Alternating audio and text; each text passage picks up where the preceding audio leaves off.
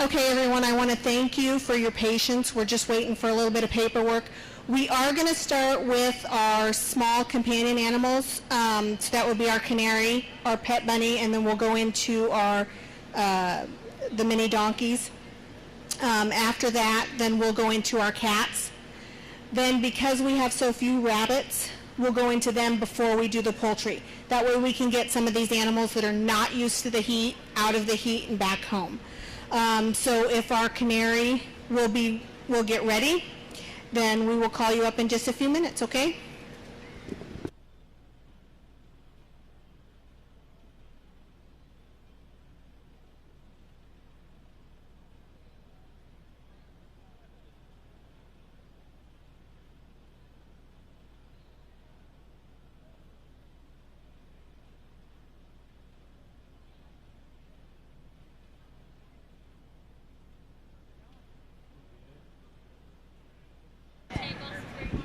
So, yeah, we'll have you here.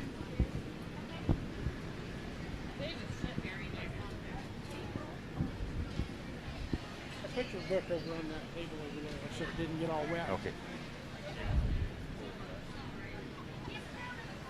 Yes, we sure welcome you this evening to our small animal show. Superintendent is Lisa Kinnicutt, who you just heard from, and then Kelly Schladewitz is our assistant superintendent. Appreciate all they've done to make this happen. The cafe is open, and they said they're going to stay open until after the show's over. So if you haven't had something to eat, need something cool, they're going to stay open a little longer than normal. Appreciate that. Our judges today are David and Amanda Lott, and they are from North Platte, Nebraska. And David, he is our kind of horticulture specialist for this whole area, but must know something about small animals because he's judging them tonight, so something besides horticulture. He's very knowledgeable. Both he and Amanda have judged here a couple times and have judged across the state of Kansas and Nebraska, and just have always done a really good job working with our kids, and we appreciate them coming back.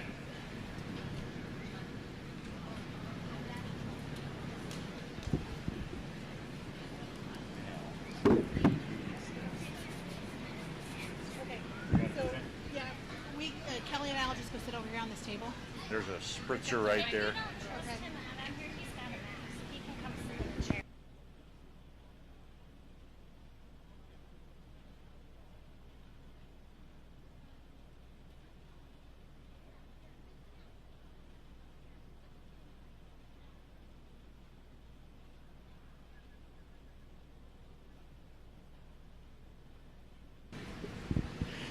And our show tonight is being live streamed on KRVN.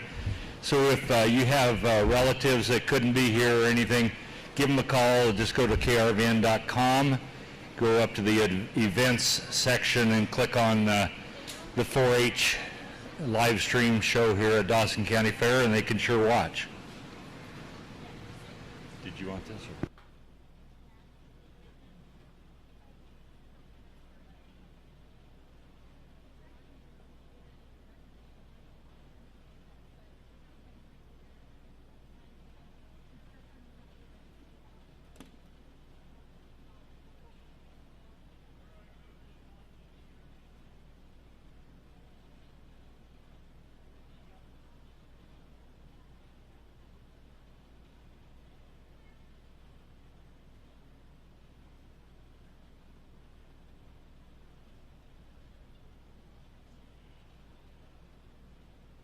Find it. Oh, there it is. It's on.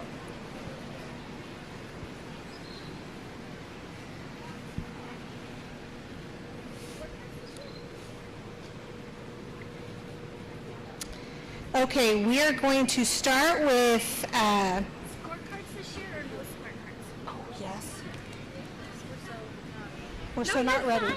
We're Some trying places to. are not using them, so it's fine. So we are going to start with Reeker Spradlin and his canary.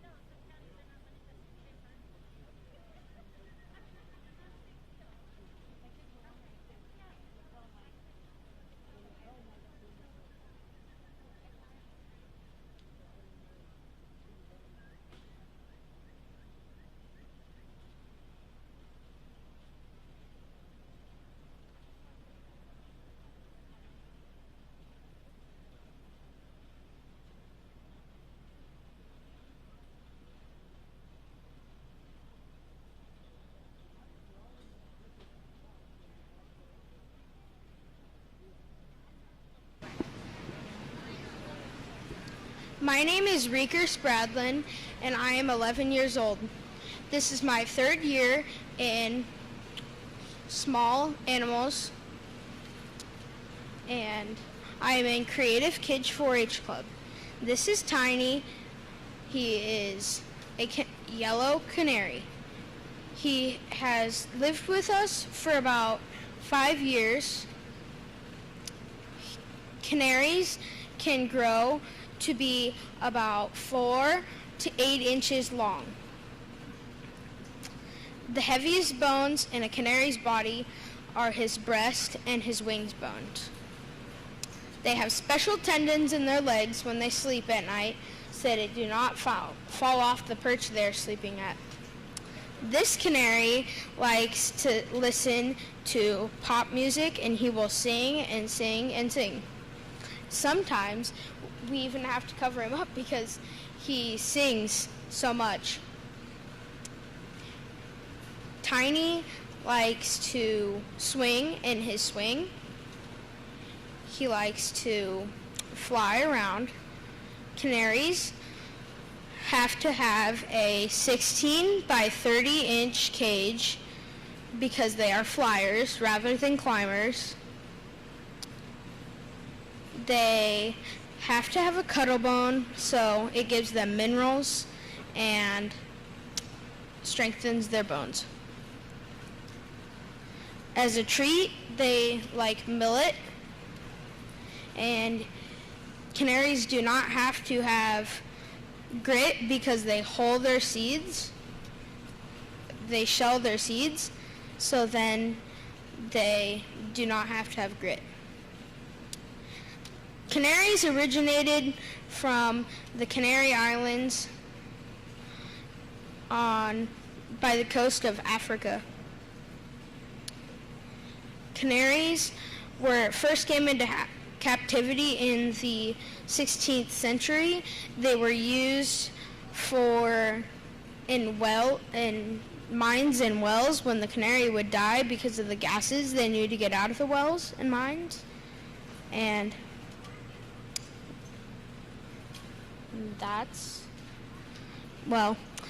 canaries like to sleep up high in their cage. So they like their perch up high, but not too high that their head touches the ceiling because it could leave bald spots. See, he's singing and chirping, and that's all. Thank you. Well, I brought him as a pet because he's really lively, and I like birds, and I just like to show my exotic pet to people. Nope, Tiny's my first bird.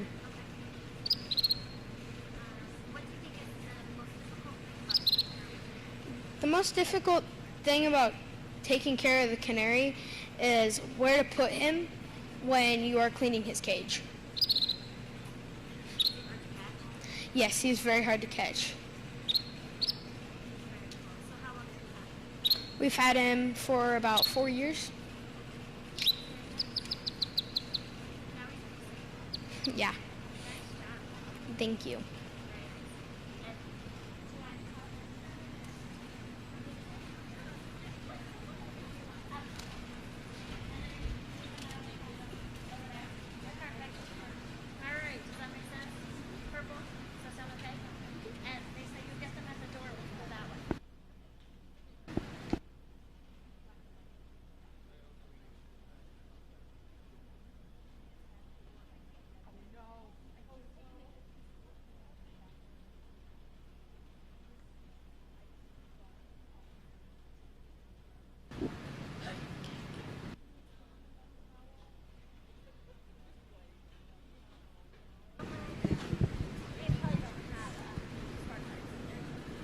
Probably not.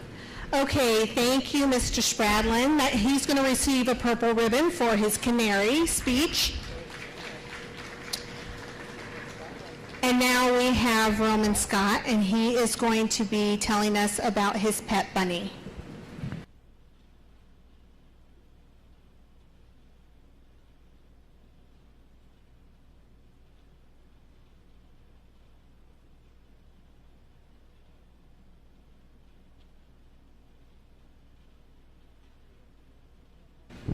My name is Roman Scott, and this is my bunny races.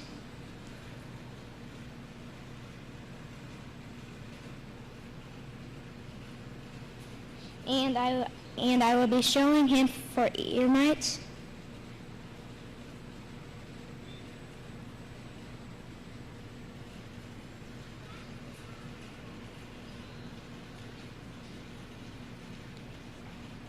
And I will check his legs.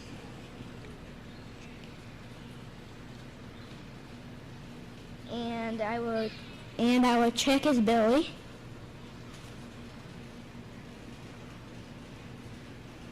His nose and teeth.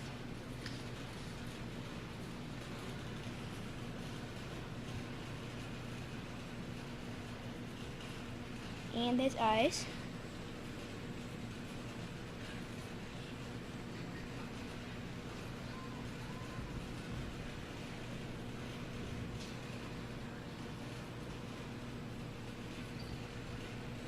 And he likes to eat Timothy hay, kale, pellets, and apples.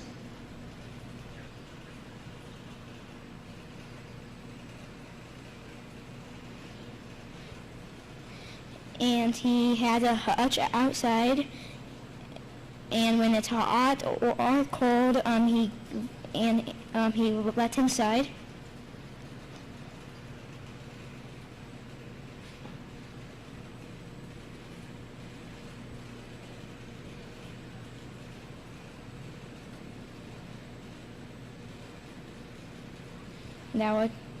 That would check that his legs go about straight.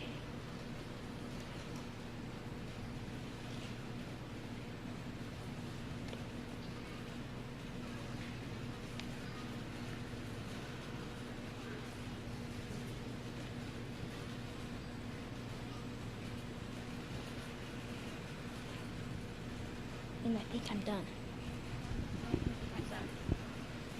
Can I ask some questions? Mm-hmm. Okay. How many years have you had? I think 1 year. What's your favorite thing about having a rabbit? That they're soft. Why would you, when you were checking him over, you said you checked his eyes. What were you looking for when you checked his eyes? Any bugs? Bugs and matter? Good start. Good job. Do you know what breed he is? No. No? Just a pet rabbit, right? Mm-hmm. What is the thing you like about him? Well, I asked you that one. So what is the most difficult thing about raising a rabbit as a pet? That they have sharp claws. They do. Do you know how to trim them? Yeah. Yeah. And he looks like he likes to use these. Mm-hmm. So have you shown a pet before at 4-H, or is this your first year? I showed my cat. Cat last year. So is a cat easier or a rabbit easier to show? Cat. Cat easier. Nice job.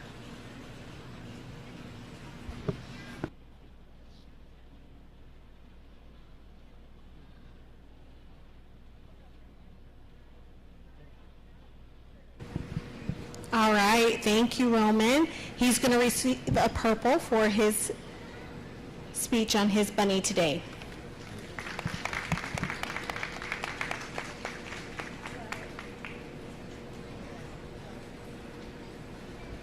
And now we'll have Lauren Thompson come in with her mini donkeys.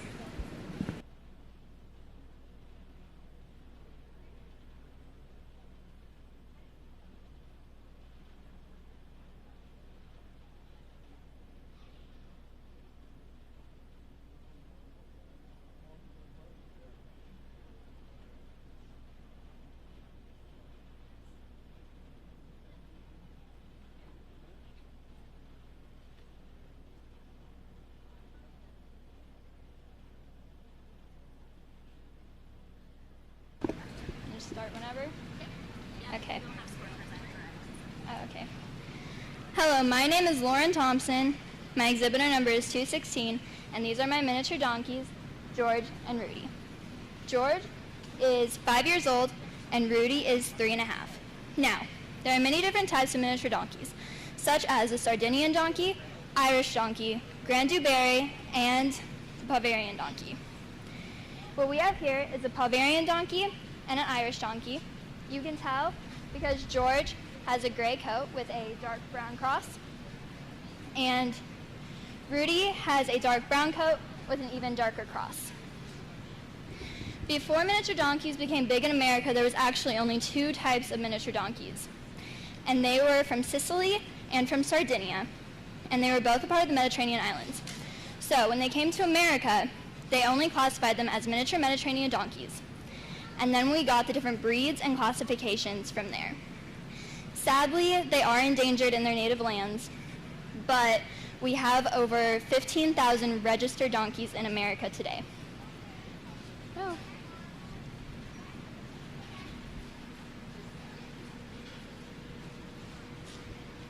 Okay. Since they originated from such hot regions, they have longer ears, such as George here, to keep them cool, and they can hear for up to 60 miles. Another interesting fact is that they utilize 95% of what they eat, and they can eat almost any vegetation. They are also very strong. In fact, they can be stronger than a horse of their same size. Since they are so strong, they were used a lot in the past for manual labor, such as carrying precious metals out of Africa for the Egyptians. They were used on the Silk Road, and in Greece, they were used in vineyards. Now, miniature donkeys are mostly used for labor, and in third world countries, they are used to carry water, produce, and wood fuel for people. But even though they are mostly used for labor, they are also great guard animals for cattle, sheep, and goats. They are especially aggressive towards canines, so they will make sure they stay away from your animals. But they cannot be left alone. They are much better in herds. They have a very distinctive noise if they are left alone. Also, like chimps, they groom each other, and they take care of each other in that way. They are very stubborn because they have a very high sense of self-preservation. But all in all, they are very sweet, loving animals towards people. They also remember things for up to 25 years, which I can't even remember what I had for breakfast, so it's pretty impressive. And they live for up to 50 years, which is a lot longer than most animals. I think that miniature donkeys are very cool and interesting, and there's a lot more to them than what most people think. Are there any questions? So, what do you do with these? You said that they are work animals, and they are pets. Yes, they are more pets at our house. They kind of just hang out with our horses, and yes. What kind of care do you have to do to There's not a lot of care that goes into them. We pretty much just brush them down, clip their hooves, clean their hooves, feed them, water them. what made you interested in having miniature donkeys? Well, actually, my dad got me interested in miniature donkeys. He showed me a picture one day, and I instantly fell in love. And we found a guy who sold them, and we went there, and I was head over heels for miniature donkeys. So, do you have just these 2, or do you have more? Yes, these are the only 2 we own. Did a nice job. They're cool. Not stubborn. They're, The one that I've ever been around with, this would not be right. oh no, the first year I did this, we left one of them in the pen, and they were just braying the entire time. The noise there. Oh yes. Very cool. Very nice. Have a purple? I would be more than fine with that. Thank you, Lauren. She's going to receive a purple for her speech today on her mini donkeys.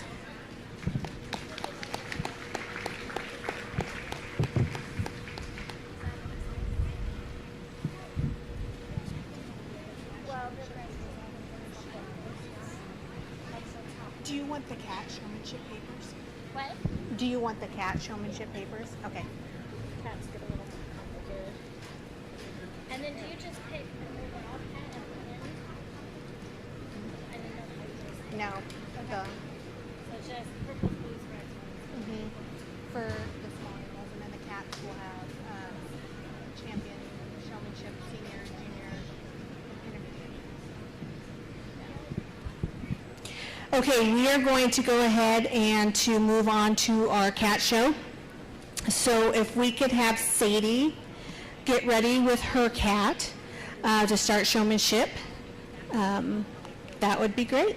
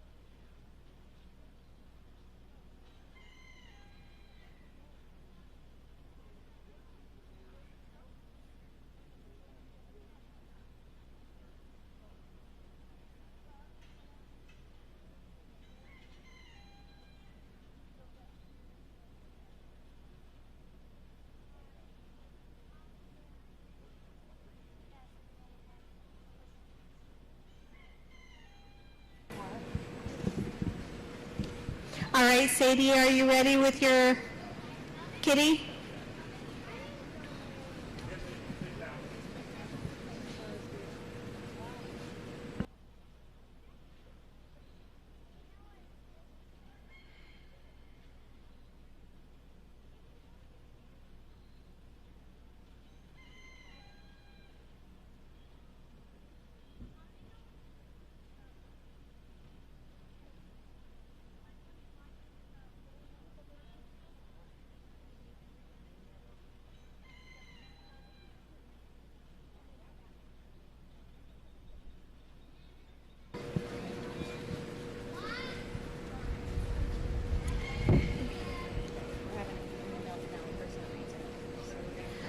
Okay, if we could have Taylor Kramer come up with her kitty. We've got a little upset kitty, so we're going to give Sadie a minute to get her kitty together, and then we'll come back to her. So if Taylor could come up and bring her kitty, we'll go there.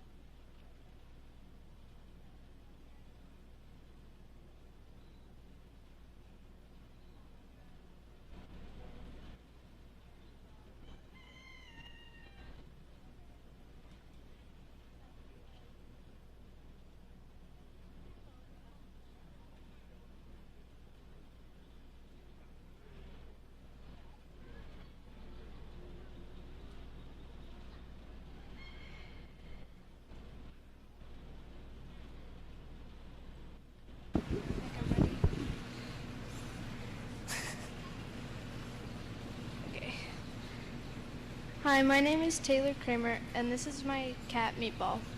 Meatball is a domestic short-haired cat. He is almost 4 years old. He is male. He is neutered. Meatball has had his rabies and distemper shots. He gets flea and tick remover monthly. I groom Meatball often, about 3 times a week. When grooming, I brush his fur, I brush his teeth, and I clean out his eyes and ears. I love to play with Meatball. His favorite toy is this pink spiky ball. He lives outside. And I feed him cat food, and I keep fresh water for him daily. And both of his ears are clean. And we do not clip his nails because he lives outside. And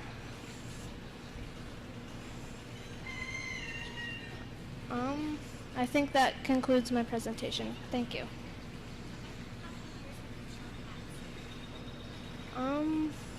This is my 2nd or 3rd year.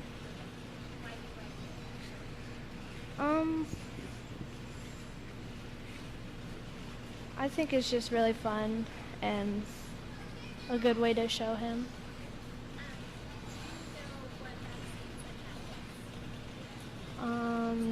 No, I don't think so. I don't think so.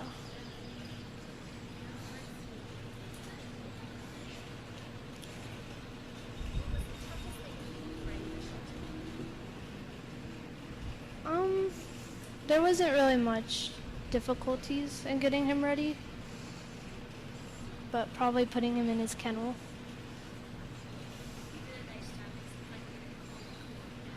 Thank you.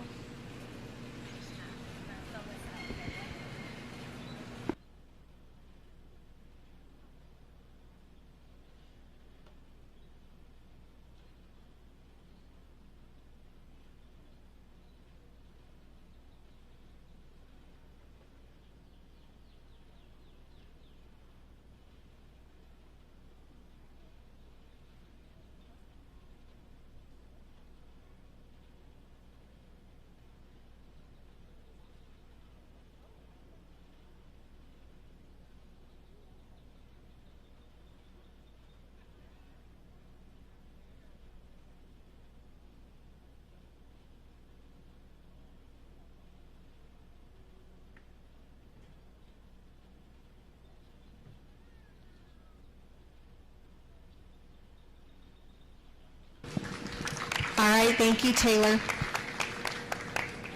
Sophie, if you could get your kitty ready, we'll have you come up in just a moment, okay?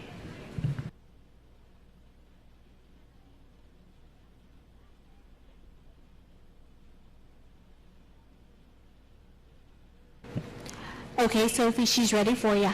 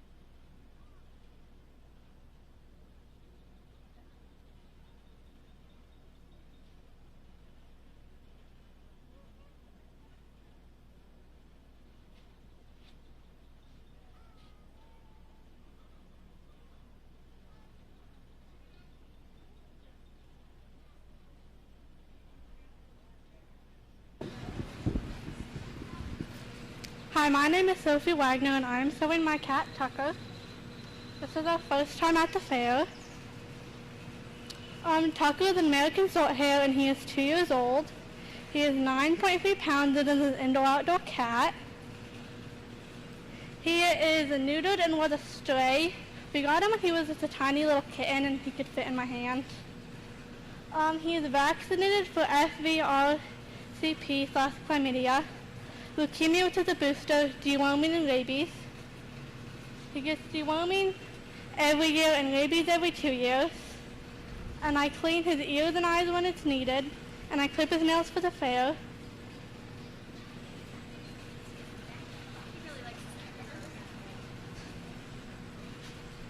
He likes to sleep under my bed for some reason and occasionally dips his paws into the water bowl.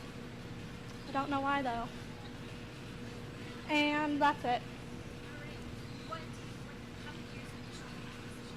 This is my first year. I don't know.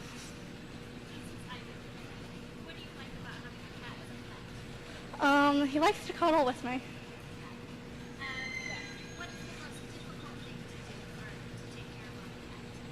Having to clean the litter box, that's annoying.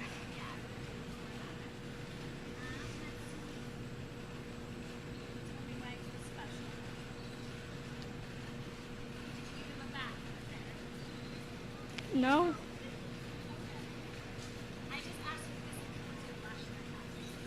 My cats would hate that.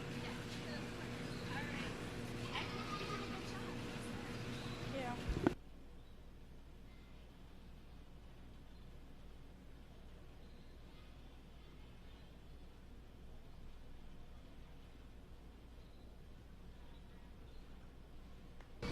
Thank you, Sophie.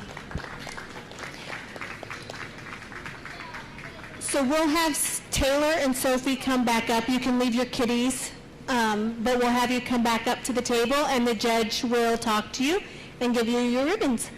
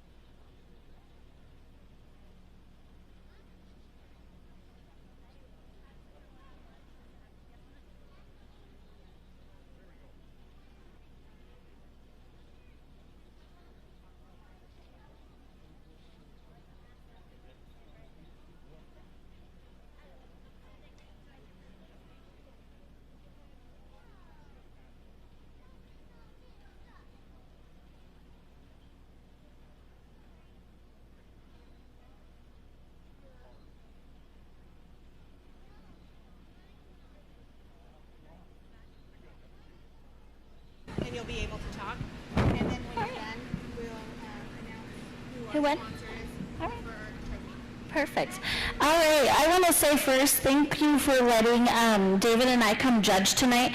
We love to do this. We started, both of us grew up in Kansas 4-H and then have become Nebraska transplants for like the last 10 years. Both of us have extensive backgrounds in pets, rabbits, poultry, dog, that kind of thing. So we just really enjoy talking with the kids. And I first have to commend them for getting in front of people and talking. It's a big crowd to put a microphone in front of. And just a little bit about what I'm looking for when I listen to them talk. I'm looking for somebody who can tell me about their pet. Especially the cats is what we're working on right now. And so they're going to tell me about their cat. They're going to tell me things that they need to know, the different ways they care for their cat, those kinds of things. And then, of course, I ask questions. Also, like I asked Sophie, I said, did you give him a bath today? And she's like, no, my cat would hate that. Well, some people do, to get them clean to come to the fair. So it's just different things like that, and just how much they really enjoyed a project. And so that's kind of the cool thing about the pet project and the cat project, is it doesn't have to be a fancy animal of any sort. It's just something that you love at home. And so these girls both did a very nice job. It's kind of scary to get up here, isn't it? Yeah. So they did a very nice job. Both of them are going to receive purples. And I can tell you, it seems like I'm giving several purples out tonight, but when you have good quality and kids that know what they're talking about and they take care of their animals, they deserve that purple. And so I get to give out a champion. Do I get to say who it is? Oh, cool. I get to say who the champion is. The champion tonight will be Sophie. All right, our intermediate trophy sponsor is COZAD Veterinary Clinics, and we do have a representative for COZAD here today. It's Oliver Holbein.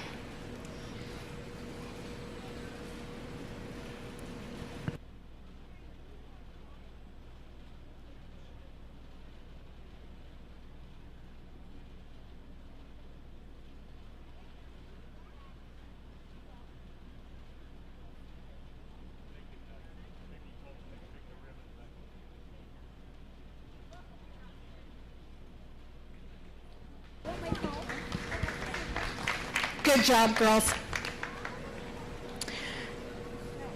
All right. Now we need, do I have this right? Yeah, Reeker, right? So now if we can have Reeker bring his cat up, and we will start with our junior showman.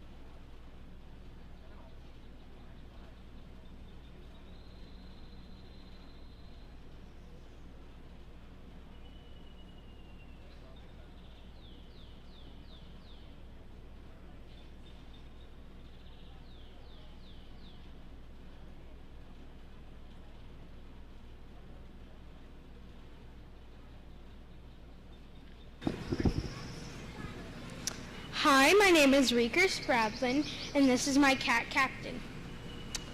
This is my second year in Perfect Pets. I am 11 years old, and Captain is 2 years old. We got him when he was a kitten.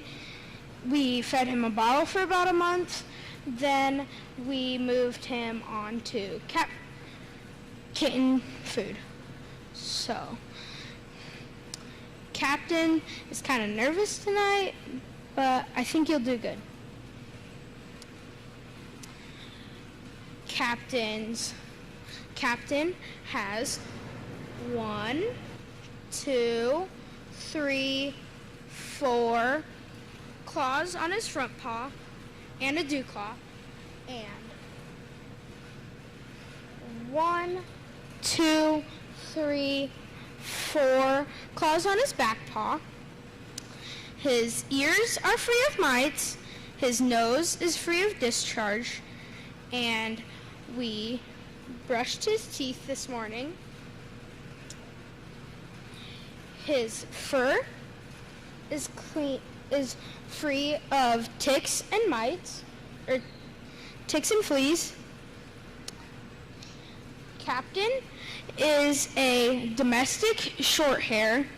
His ancestors came over on the Mayflower to hunt mice. Captain is a long body, lean cat. He weighs about 9.8 pounds. We use water for him to drink while he's out fair. We use shampoo to prepare, and we use dishes to put food and water in. We use cotton balls to wipe his eyes, ears, and nose. And these are Captain's favorite treats. We brush him down with this, and we use this, a litter scoop, to clean his litter. And this is Captain's brush, so we brush all of the dirty out of his hair. And this is the toothpaste and toothbrush we use to brush his teeth before fair. Do you have any questions?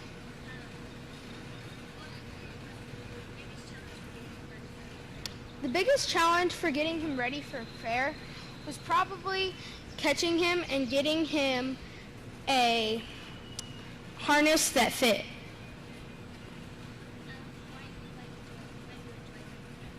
I enjoy doing the cat project to get everyone to see how beautiful and what our cats can do and the different variety of cats there are and what their different stories were and where they came from.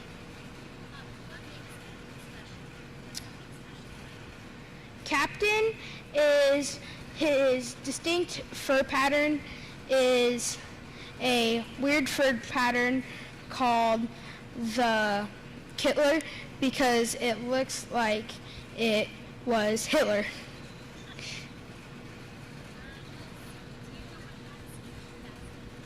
We vaccinated him for his 2 upper respiratory viruses, feline leukemia, and his distemper. Thank you.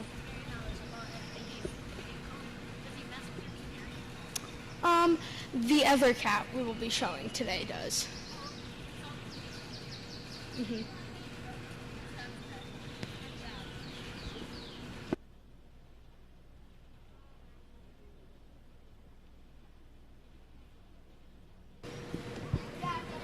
Good job, Reeker.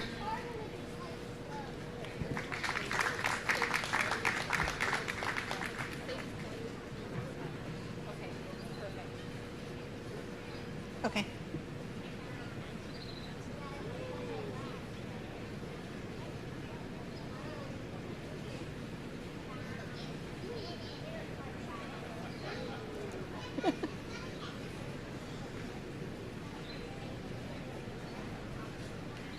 Molly, if you could get your kitty ready, we'll be ready for you in just a few minutes.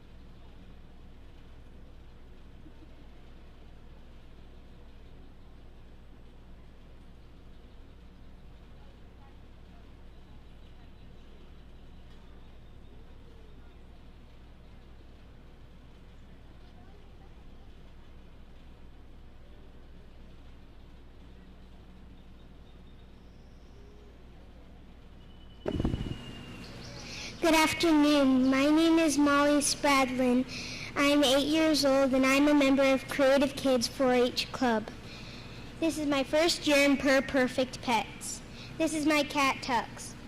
He is 7 years old.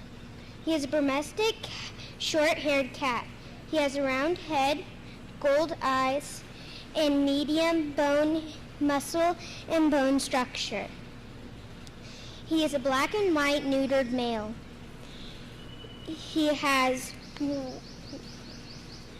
1, 2, 3, 4, and dew claws on his front paws. He has 1, 2, 3, 4 claws on his back paw.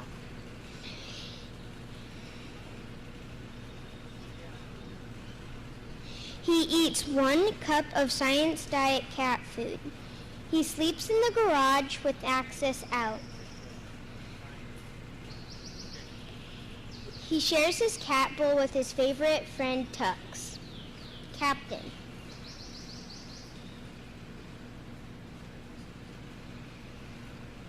My favorite thing about my cat is when I wake up in the morning and he's waiting at the step to get ready to give me a noggin.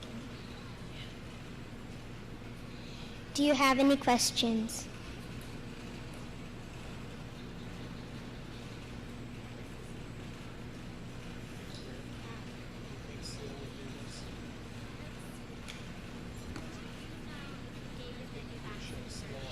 Yes, he is current on all of his vaccinations. So they don't get like the disease or yeah. What's your favorite thing about it?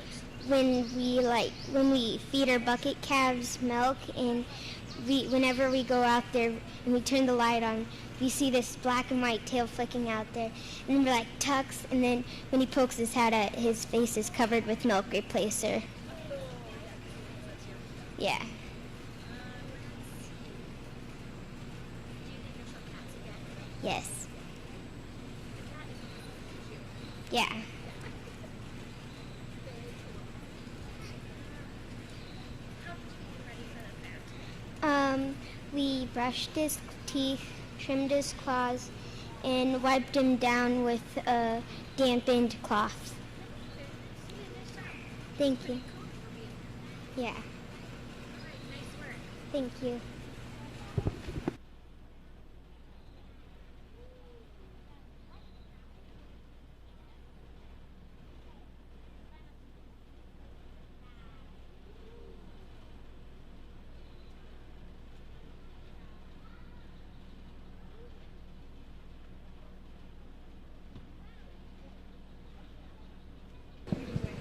Thank you, Molly. Once you get your kitty cat put away, if you and Rika would come back to the table, then the judge will go over some stuff with you.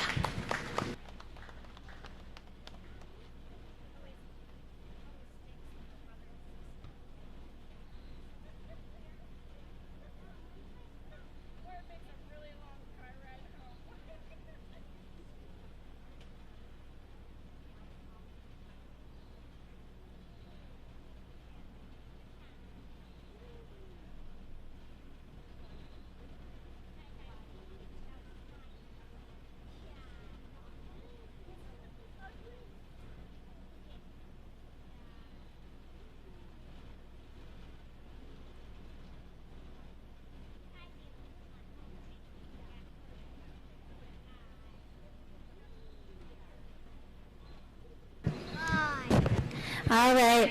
I don't know, but these juniors, you guys know your stuff. Good job tonight. We were just talking over here at the table that, of course, it's a brother-sister pair, so it's really hard. It might be a long ride home for mom and dad tonight. Both of them did an excellent job. I mean, honestly, they know their stuff. They take care of their cats. It's giving Molly a bad time that her cat's about the same age as her. And so he's been around for a long time with you, hasn't he? And so they did a very nice job. So guys, it came down to minute little things. You both could answer questions. You both knew your stuff. It's just, I'm going to both of you are going to get purples. Is that okay? Okay. And then we get to name a champion, I believe, right? All right. And so we get to name a champion, and so it comes down to just tiny little things. And I'm going to go with Riker tonight just because he did a little bit more on his presentation, but you both did an excellent job. Okay, and the other thing I really have to appreciate is, did you guys notice that when they came out, they helped each other get their stuff in and out of here tonight? So, nice job, and I think you guys are going to do an excellent job in the years to come, okay? All right, nice job. And I have these. All right, Reeker, stay up here, honey. So our trophy sponsor is Russman's Livestock, and we have Russman's here to present it.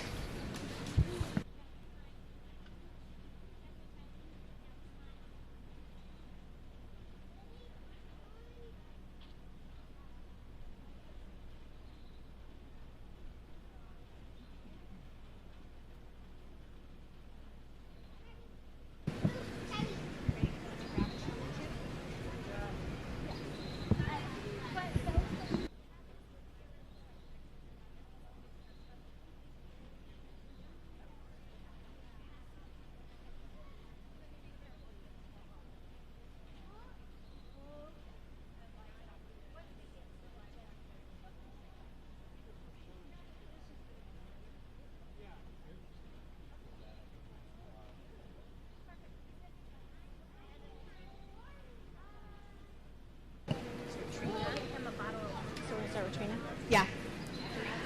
Okay, so we are going to go ahead and start with our bunnies, showmanship. And we only have one intermediate, and that's Trina. And so she's going to go ahead and go first because our juniors haven't done this before. So come on up, Trina, and teach these little kids how to do it.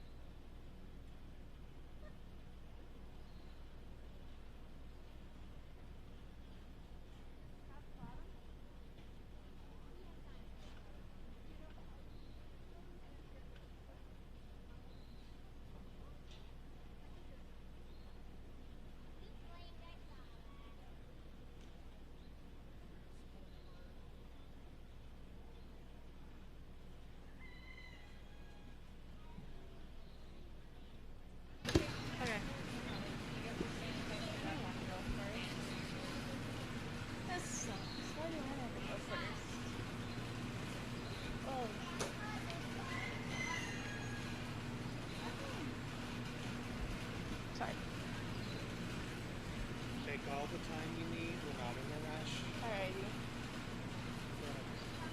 Maybe. All good. My bunny will serve.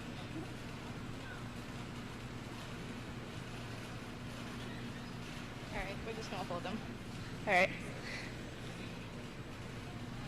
Hi, my name's Trina. My exhibit number is 142. I'm part of the Tail Twisters 4-H Club. This is my Hollandop bunny Finn. The Hollandops originated in Netherlands and came to the United States in about 1975. This is the front side of my bunny. This is the left side of my bunny. The tattoo in his ear is BB-8, and it's, his ears are free from mites, and his eyes are free from cloudiness. This is the right side of my bunny. His ears are free from mites, and his eyes are clear from cloudiness.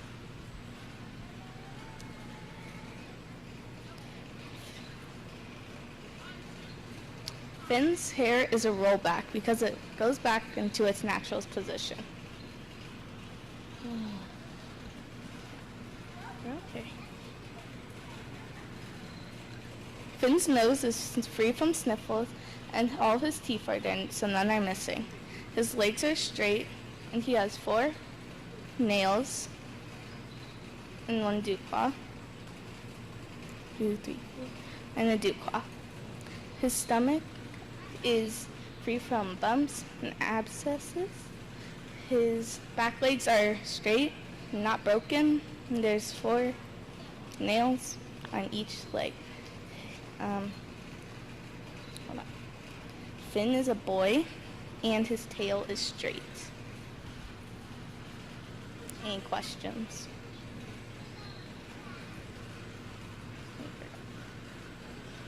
Where are the hocks located on your map? Okay, it's behind this leg. His hocks are right here. Right here. And how do you keep a rabbit cool during the summer? We have him in our basement, so he's downstairs in the air conditioning.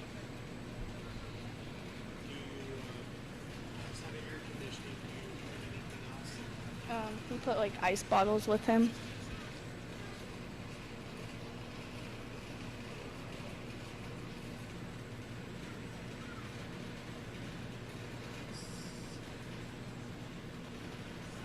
How old is your bunny? He's a year. A year. So be a senior. Be a senior. Do you raise any other rabbits? Yeah, I have one under Holland Block. Very good.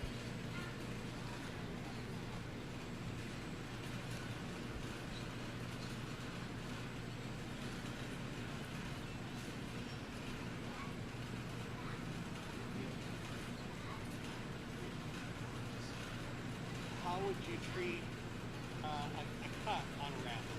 If it got cut? I'm not sure. I'm not sure. Alright, well, good job. I know that they're scared being the only one up first talking, so that's understandable.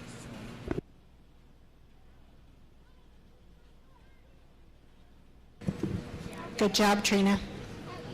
Don't go too far, honey.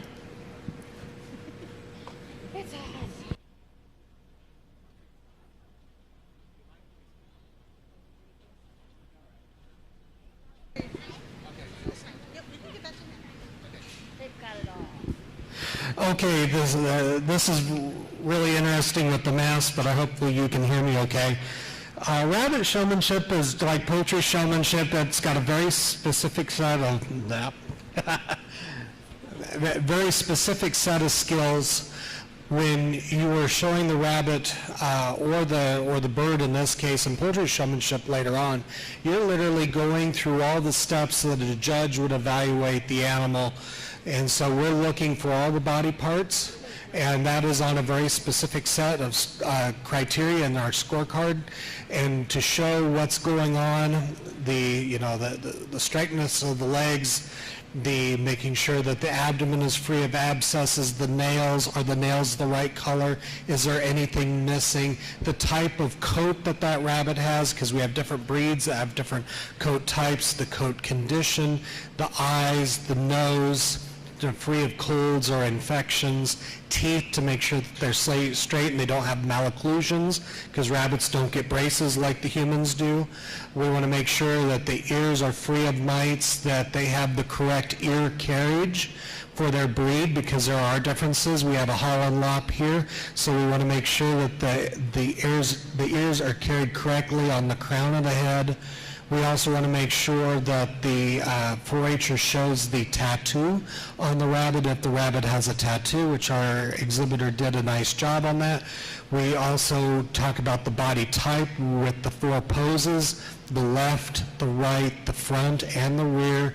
We check the tail for straightness. We check the sex for obviously the gender, but also anything related to a venereal disease. We want to make sure that that is correct as well. So there's a lot of moving pieces, and of course the 4-H'er has to speak while handling the animal. So it's a balancing act, and especially on a hot day when a rabbit does not want to work, and I don't blame you. If I was put in a cage, I wouldn't want to be flipped over either. So it's fair time, and it's stressful for everyone. So we want to give a 4-H'er a purple ribbon for doing a nice job. And 4-H showmanship just takes time. It takes time to learn and to learn your technique and all the little skills that make a presentation improve over time, and also understanding your breed, knowing your breed's history, and also the standards. So it'd be good next time to know what the weight is for your age group. So this would have been a senior buck, so how heavy is that senior buck allowed to grow to according to the standard for the American Rabbit Breeders Association. So things that over time, just like riding a bicycle or playing the piano, you get better with time and practice. So very good job under very stressful conditions right now.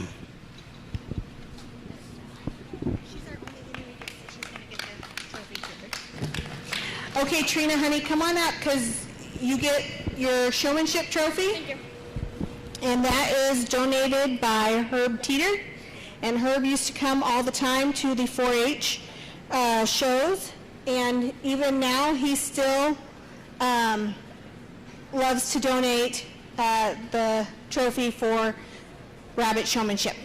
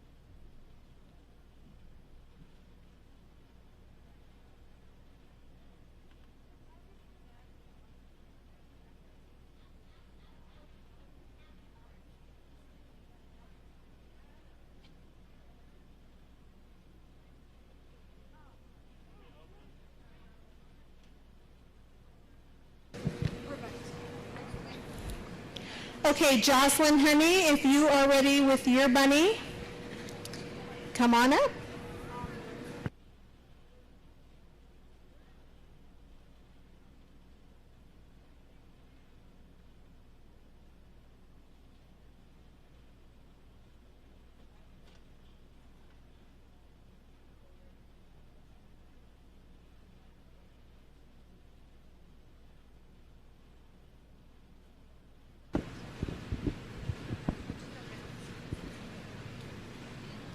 Hello, my name is Jocelyn Badishaw.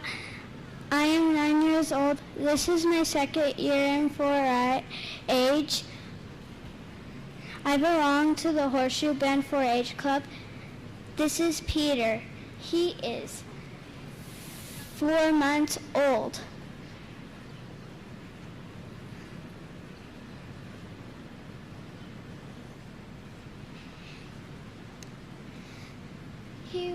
He was made by a polished rabbit and a wild rabbit. This is the front view, the left view, the right view, and the rear. The color of the eyes are brown, and there are no sign of wall eyes.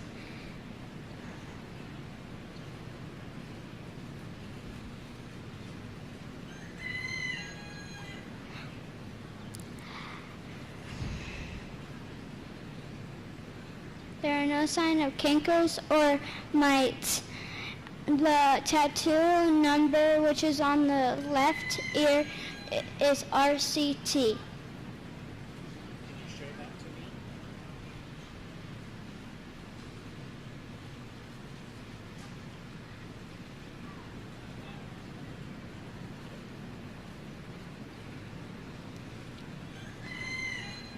Here it is. This is the shoulder, the loin, and the rear.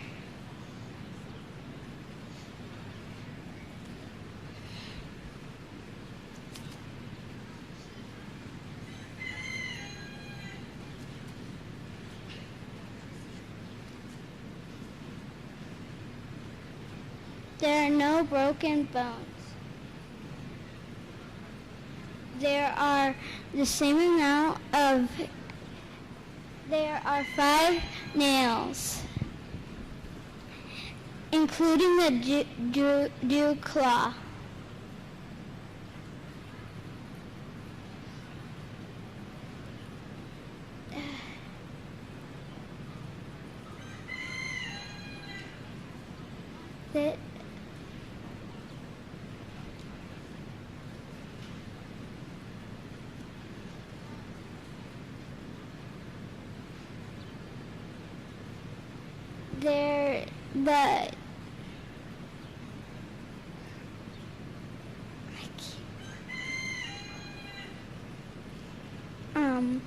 That there the buck part is not clunch.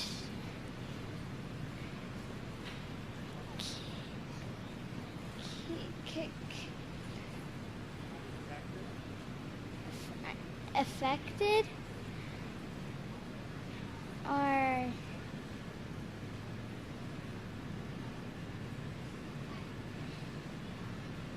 this completes my demonstration. Do you have any questions? Can you show us the rabbit's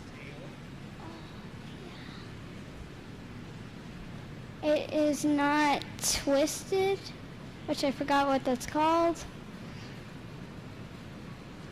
Pull the tail out. There you go.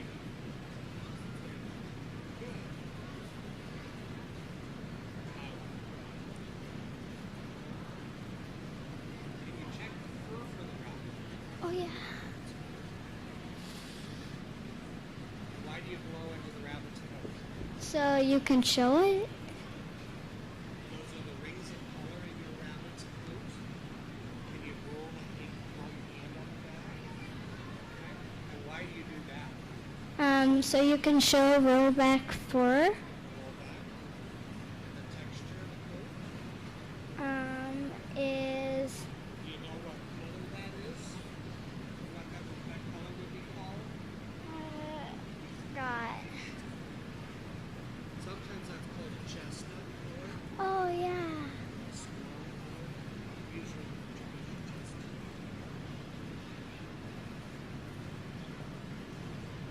You know where the hawks are around it? That's right, the backpacks. And why do we check the hawks on the rabbits? So we make sure there's no sores and stuff. And how much do you feed your rabbit each day? I feed it 3 cups. Three cups, I think. And I feed it menu. How do you keep your rabbit cool during the summer? It likes the hotness. Because it likes being hot. Very good. Very good job. Thanks.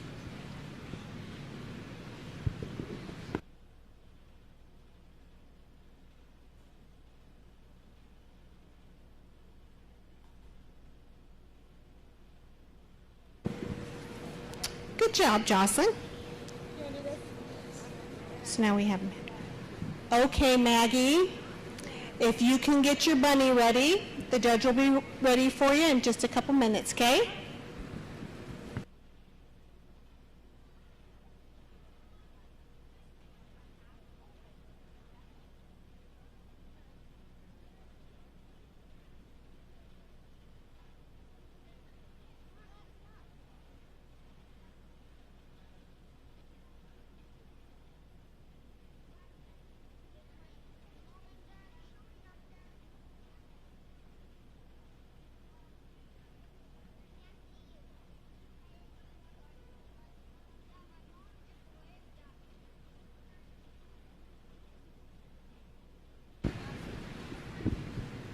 My name is Maggie Jean,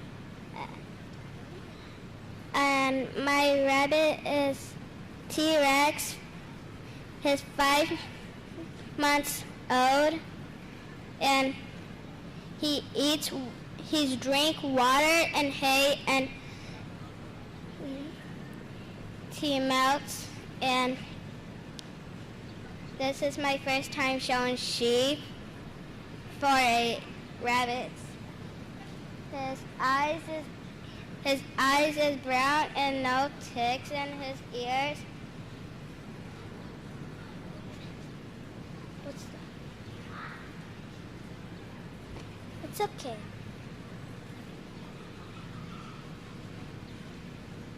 You got 1, 2, 3, 4 paws, 4 fingers, and 4 nails.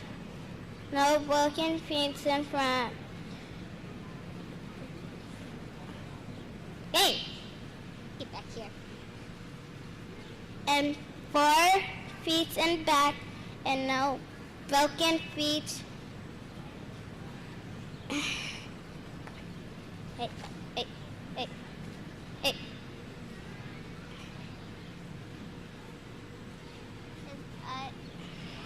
His eyes is brown and... Hey, hold your voices.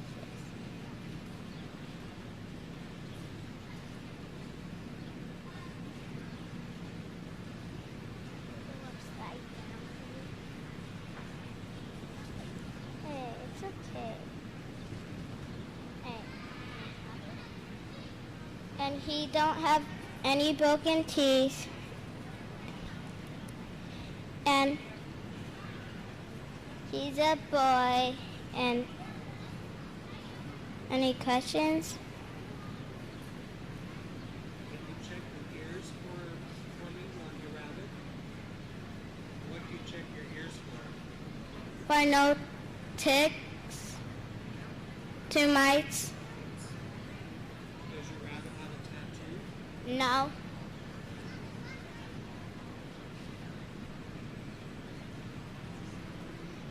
Can you check the rabbit's tail for straightness? No broken. Can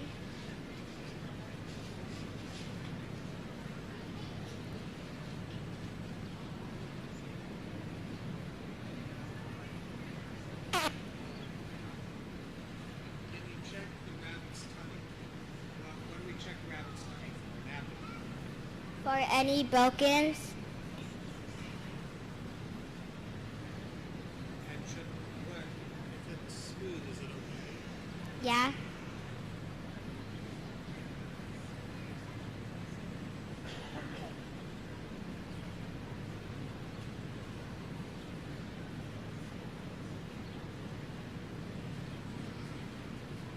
What? What? How do you check the fur on your rabbit? Like getting him on his back and count his paw numbers. Huh?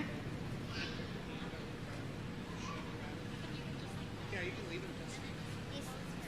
He don't love going on his back. It's okay. You don't have to.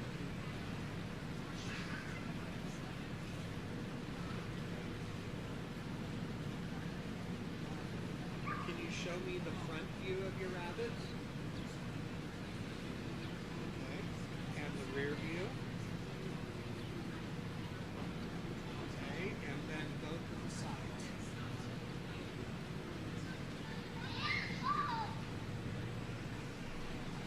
Okay. Do you know where the hocks are on the rabbit?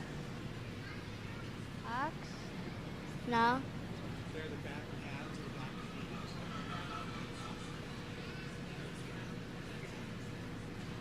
And I'm sure he doesn't want it to be flipped over. It's okay. But we check that so there's no sores. And you know, the first time we did it at home, he didn't have any sores.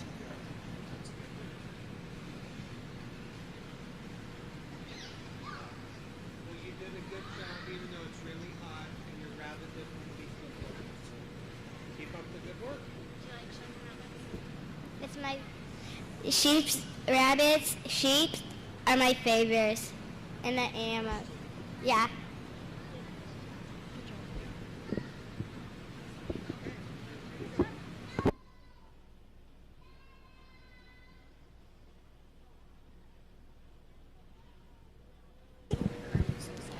Good job, Maggie. Go ahead and put your bunny back, and the judge will talk to you in just a couple minutes, okay?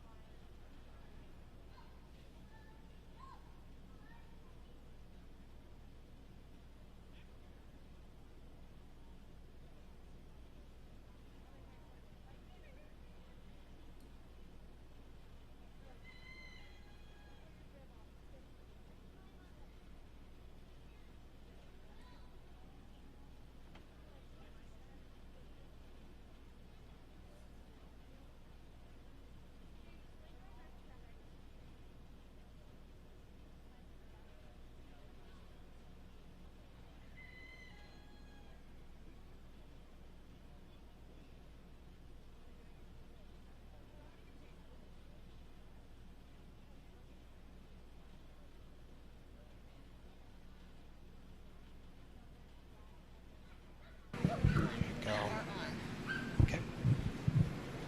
We can have our two showmen come up.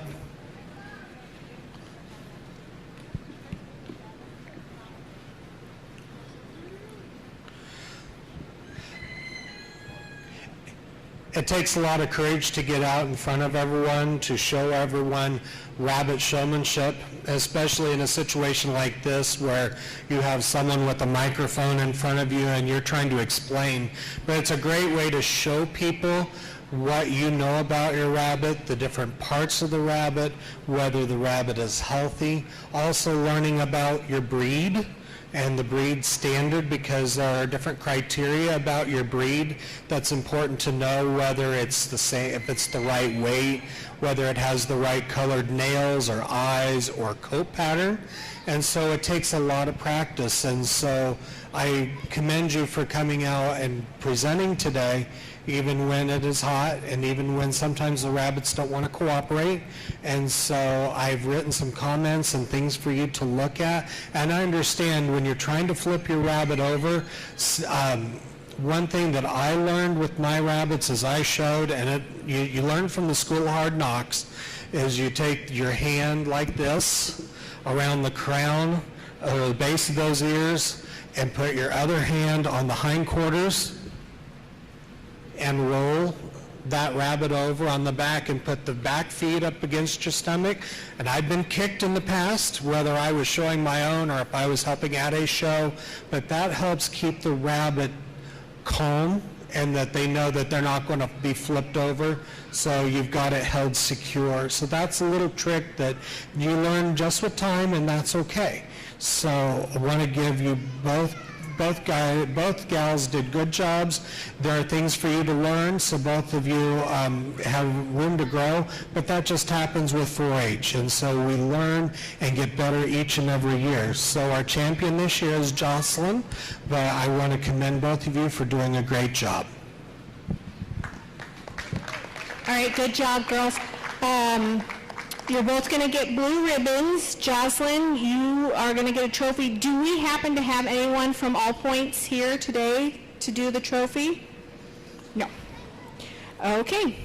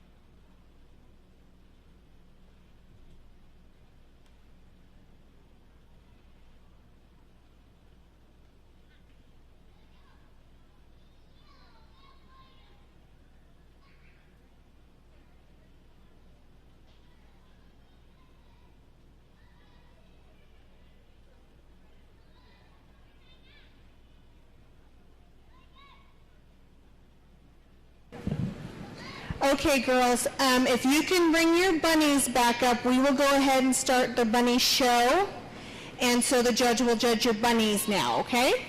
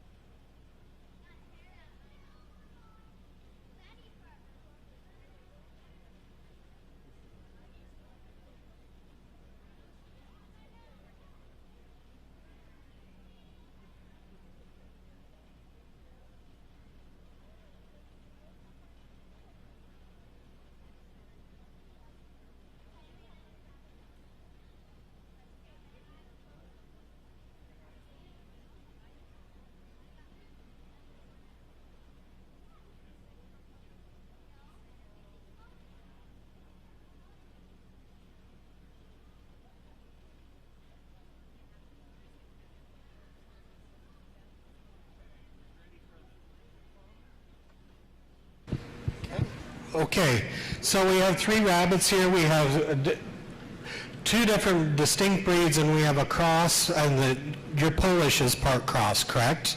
Yes, so. Netherland Dwarf, Polish cross.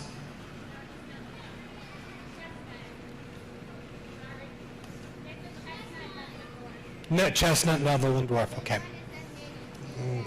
Okay. All right, so we have some differences here because we have different breeds plus the cross.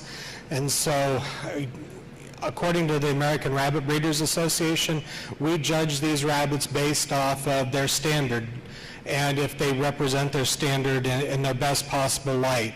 So that's why we check rabbit showmanship. We're going to go through all the criteria, and so I was showing the 4-H'ers how to do that and how to handle that rabbit and cradle it so it's calm even on a hot day. So Mini T-Rex was pretty easy to handle if you held him and made sure that he was secure and was comfortable. So we're going to start off with the Chestnut Netherland Dwarf. Want to give him credit for good head and good ears. He's got to have the blocky head and the short ears that's representative of the Netherland Dwarf, and nice coat quality density and color for the chestnut. I blew into that coat pattern because it's an agouti breed. It's an agouti variety, so you will see the defined rings of color in the coat. So that is very nice. So that helps out a lot. You know, the one thing with the Netherland Dwarfs is they do get a little heavy, and so always want to make sure that we weigh them. We're not weighing rabbits today, but if you were to go to a larger sanctioned show, they will weigh the rabbits to make sure that it makes weight, just like in livestock, that they have weight parameters that they have to be judged on. So, you know, the rabbit's done a nice job posing itself, and that's how they pose naturally. They have to be alert. They are standing there. He's showing off good body conformation. Has a nice, well-rounded hindquarters, which is important on the Netherland Dwarf, and good width at the loin. And so, really type-wise, he's well representative of his chestnut type, so let's give him a purple ribbon. Okay, so we are going to look at T-Rex in a little bit different light because T-Rex is a cross. I can see that there's either some satin or some New Zealand blood in him. He's got some white ticking on his coat, in his black body. He also has a couple white socks here, or a white foot here. So otherwise, we're going to judge him as a healthy animal that is in good condition. His coat has a nice gleam to it. It has the sheen, so that tells us that this rabbit is eating a good plane of nutrition and that there's a good shine to the coat, good quality, healthy. And so when we give that kind of criteria, it's different than what we're going to judge the Netherland Dwarf on, and so we're going to give it a purple ribbon because it is a healthy pet rabbit, because there's really, you can't compare these two, one of the standard and one that is not. So, and then we have our young Netherland Dwarf bunny, 3 months old, I'm sorry, the heat's getting to me, Holland Lop. These are youngsters. And if you look at the Holland Lop, the ears need to be touching the table, and they are. And so he has a nice ear carriage. He's a broken, so we're looking at the percentage of color on his broken. He's got a butterfly on the back. That's what that pattern is called, is a butterfly. And we want to make sure that we check everything out, but we want to give him credit for a good head and good ears. This is the way they're supposed to look, with the scrunched up head, the really Roman face and Roman nose, good eye color. He is a younger animal compared to our youngsters, but he's developing into a nice rabbit too. So we're going to give him a purple ribbon as well. It would be a nice breeding buck for a doe. we would like to maybe, if we're going to look for a breeding rabbit, we want to make sure that we select a doe that has a nice set of good square shoulders on her. So that's the give and take if we were to breed and have a litter. On our chestnut Netherland dwarf, we want to make sure that we get a very dainty doe, so they will throw bunnies, kits that will be within weight range. So that makes them more ideal. So both do an excellent job. They're nice rabbits. They're all very healthy, which is really encouraging to see that the kids are being good caretakers of their animals. And so we have a grand and reserve, or just a grand champion? Grand and reserve. So what we're going to do, we're going to give the grand champion to the Netherland dwarf and the reserve to the Holland Lop.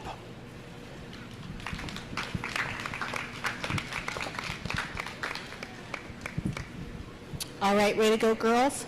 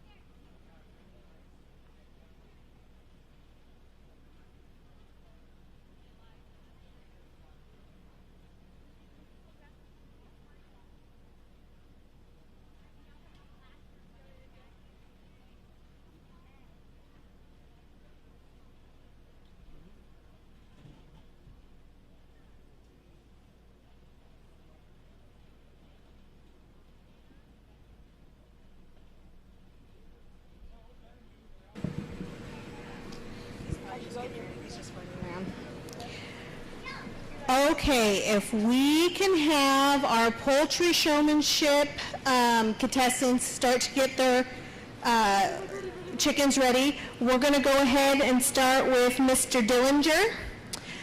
If you could bring your chicken up and do your showmanship.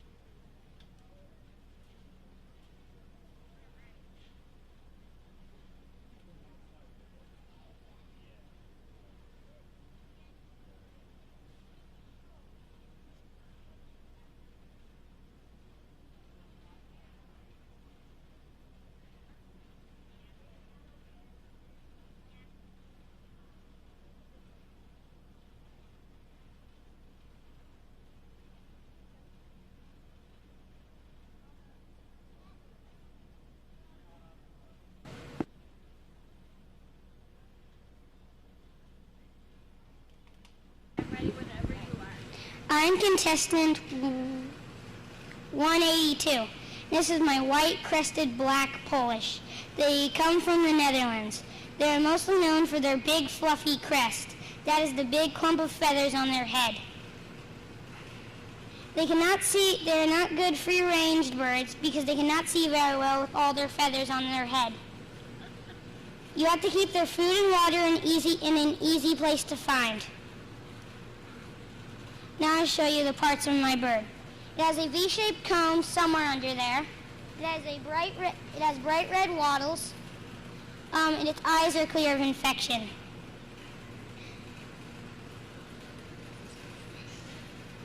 Its keel bone is present.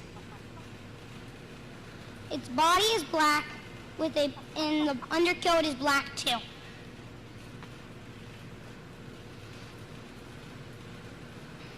It has no bugs. There's no bugs on its feathers. It has 10 primary feathers and 14 secondary feathers. It does not have all its feathers because it has been in molt. Now I'll try to count them.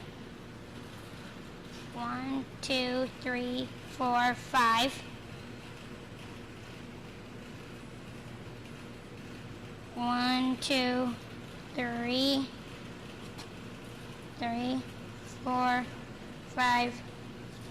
She's not like me counting her secondary feathers very much. 1, 2, 3, 4, 5.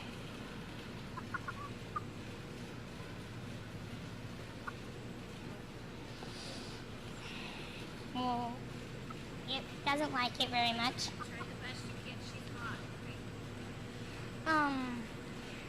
Her legs are clear. She's clean-legged. That means there's no feathers on her legs. She has 4 toes. 1, 2, 3, 4. 1, 2, 3, 4. And her legs are a slate blue color. Her tail carriage is present.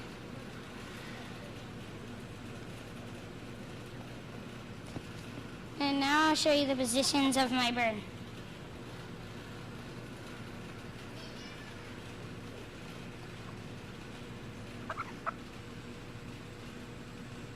And that will be all. A disqualification, I forgot to say, a disqualification of this bird would be there's too many white feathers on its body. There would be too many white feathers on its body, or there would be too many black feathers on its head. And that will be all. I don't know.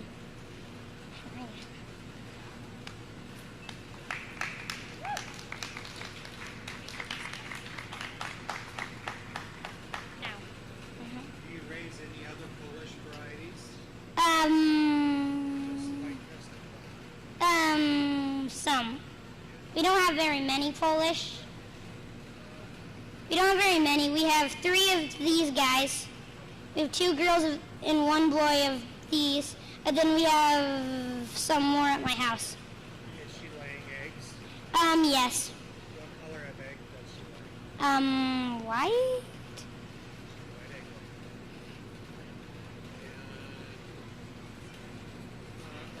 Does your other female and your male, do they have models? Yeah. Okay, they have models, so they don't. And she's missing feathers on her neck. It happens. Rooster usually does it. Yeah. We'll show you later in tricks. Yeah, okay. So they can find their food. So we have Does she roost inside her house or does she roost outside? Sometimes inside and sometimes outside.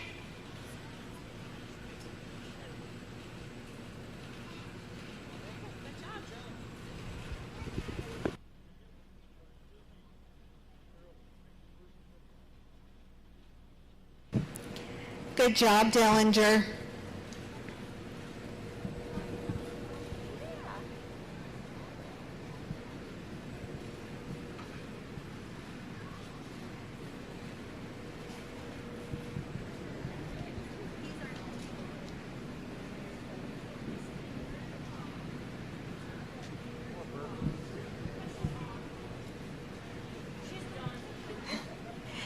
Dillinger, hun, come back up to the table. Yeah, it does stress her out anymore. She's on. He's like, To that table, Sue. You have to come out here again. How's that sound?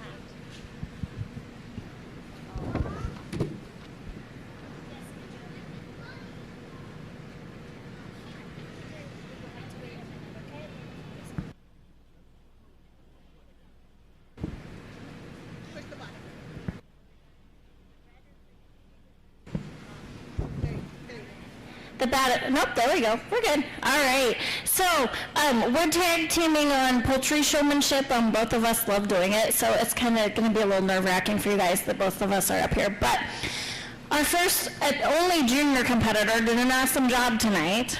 Okay, he knew about his breed of his bird. He knew all the parts. I mean, as I went down here, you'll see check marks on your score sheet because I check as you show certain things. So you did a really nice job. The only thing that I'm going to tell you that you can change is when you pose your bird, you don't necessarily have to show us all the sides. Part of the goal when you pose your bird is to put them on the table and kind of get them to stand up nice and tall. And like you'll find that there's certain breeds that their tail is supposed to stand up more or their tail is supposed to curve, so that's when you get that chance to pose, okay? So that's one thing you can change just a little bit, but otherwise you did a really great job. Let's see. I think that's most of it. And then I told you later, afterwards, I'll tell you how to make it so your Polish can see and they'll eat. Because anybody that's had a crested breed like a Polish will understand that if they cannot see, they forget to eat and drink. So I have a little trick that we do at our house that seems to work very well, and it doesn't hurt their crest. It keeps their crest nice. So I told him afterwards I'd tell him what that was because they are really silly birds when they just can't find their own food or their hen house to go back at night. So tonight he will be getting a purple and will be the champion for the junior showman. Good job, Dillinger. Our showmanship trophy is sponsored by Dawn and Barb Beatty.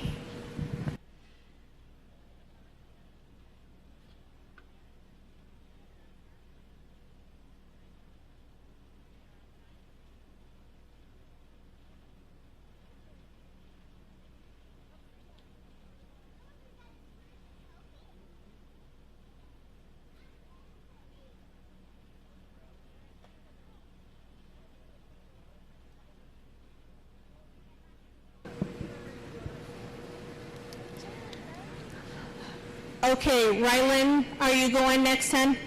Okay, come on up.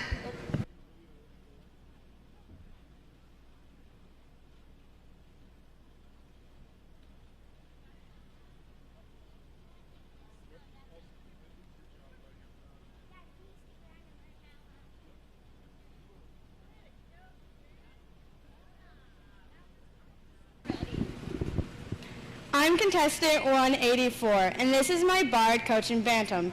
Cochins are feathered-legged chickens brought from China to Europe in the 1840s. Barred Cochins have a distinct, sharply defined parallel bar pattern in black and white. Now I'll show you the parts of my bird. His head. He has a single comb of medium size set firmly on his head. His beak is short and stout and curved to a point. His eyes are clear of any infection, although he is blind in this eye. And that's just how we bought him that way. His wattles are long, rather long, and have a nice curve, and a bright red color. His back. He has a full, well-rounded back. The undercoat is the same as his top coat, just less distinct. And he is free of any mites. His wings. His wings are nicely carried up in his plumage area. Now I'll count his wings. 1, 2. Already. 1, 2, 3, 4, 5, 6, 7, 8. 8 primary. Come on. It's kind of being difficult. 1, 2, 3, 4, 5, 6, 7, 8, 9, 10. Secondary. His tail. His tail is full and nicely spread out at the base, filled underneath with perfusion feathers as the soft feathers. He has a proper tail carriage, and his vent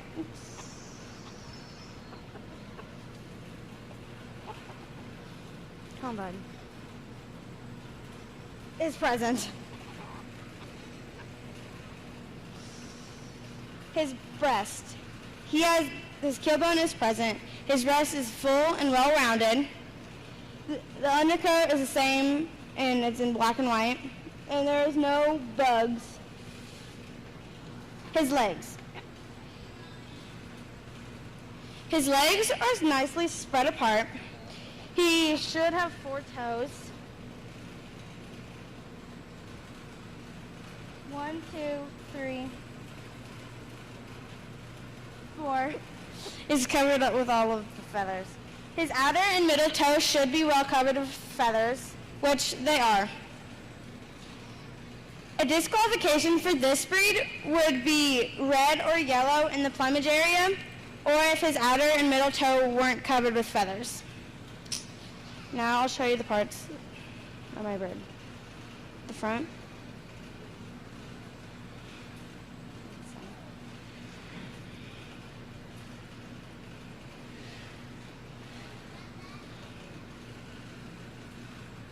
Do you have any questions?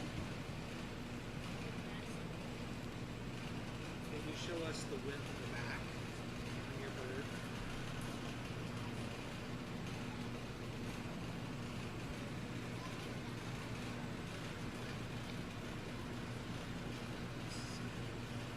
How do you keep your comb and wattles from crossbiting in the winter? We leave him in a cage in our barn, and he's just there year-round. And in the summer, we have a fan on him because he gets hot. Yeah, I don't see any freeze damage, frostbite damage.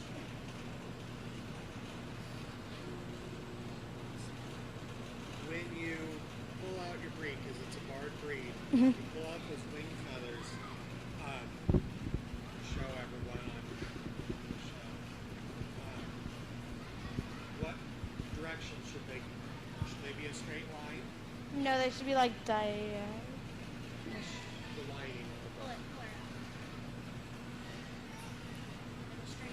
Yeah, it's a straight line. Whoops.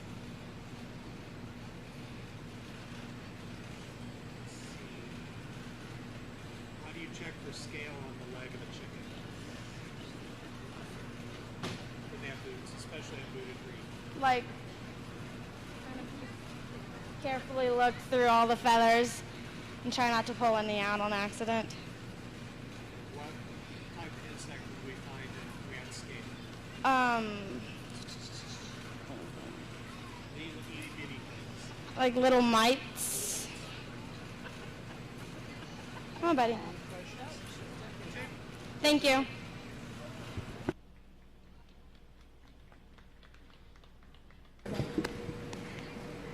Good job, Rylan. Are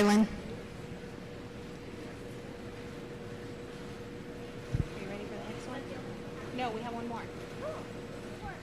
All right, Ty Kenneckett, please come to the table.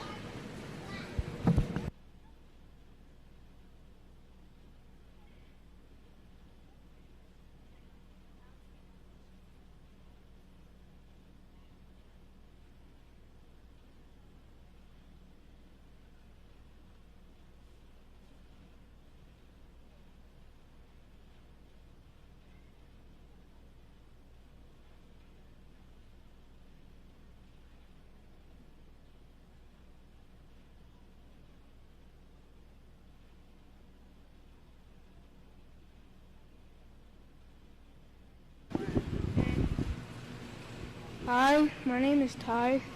My number is 89. Showing a black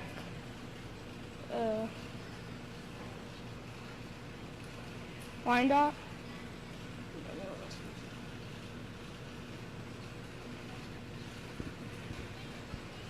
Yeah.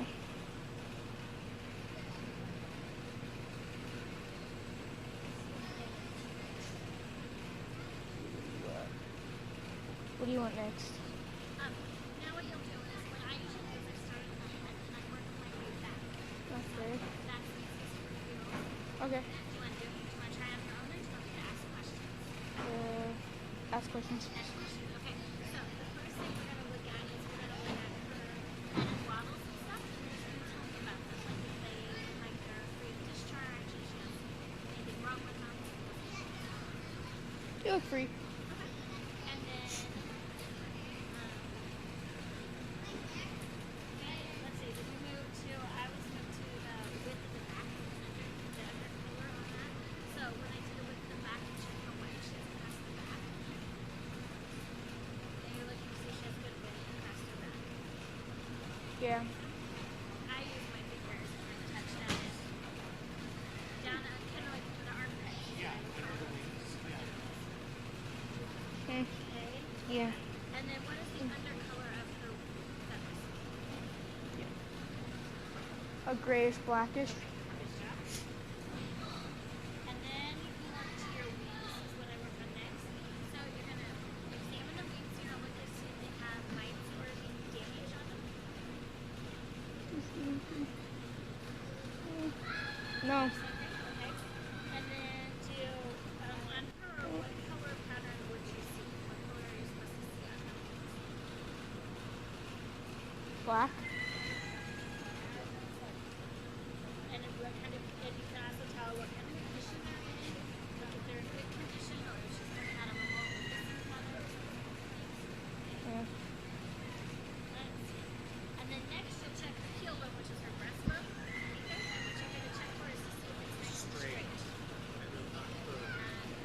Make sure it's nice and straight. So take your fingers like that, press one, and then roll down towards them. And if it's straight, let's pull it.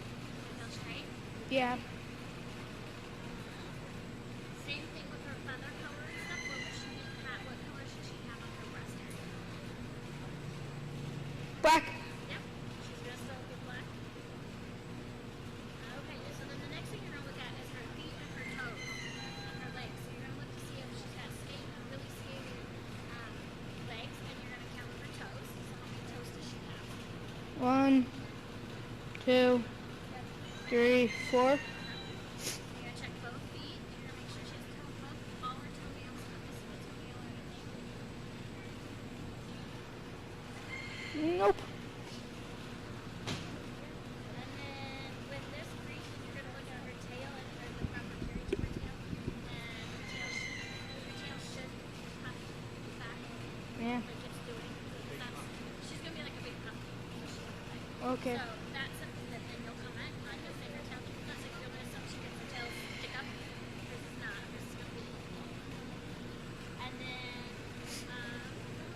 the other part is placing her on the table and posing her for the judge. So that's basically pulling her up here and getting her to stand up nice and pretty and showing off her face. Okay. Good job. She's kind of like that.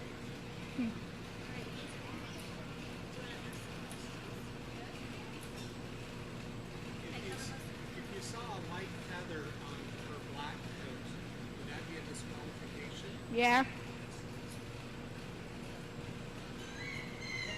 How old is she?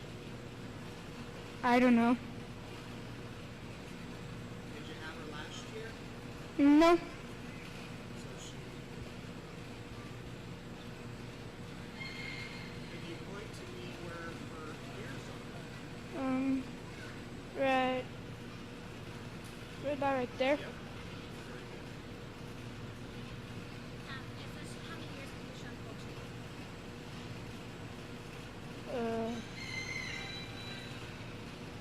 I don't know. I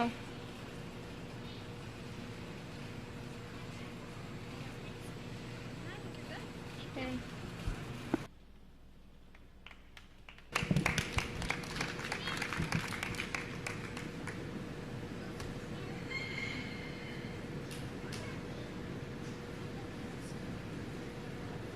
you're going to go up for your show.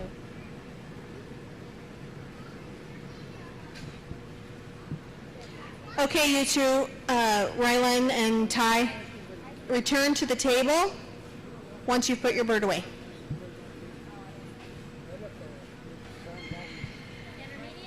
Yes. Yep.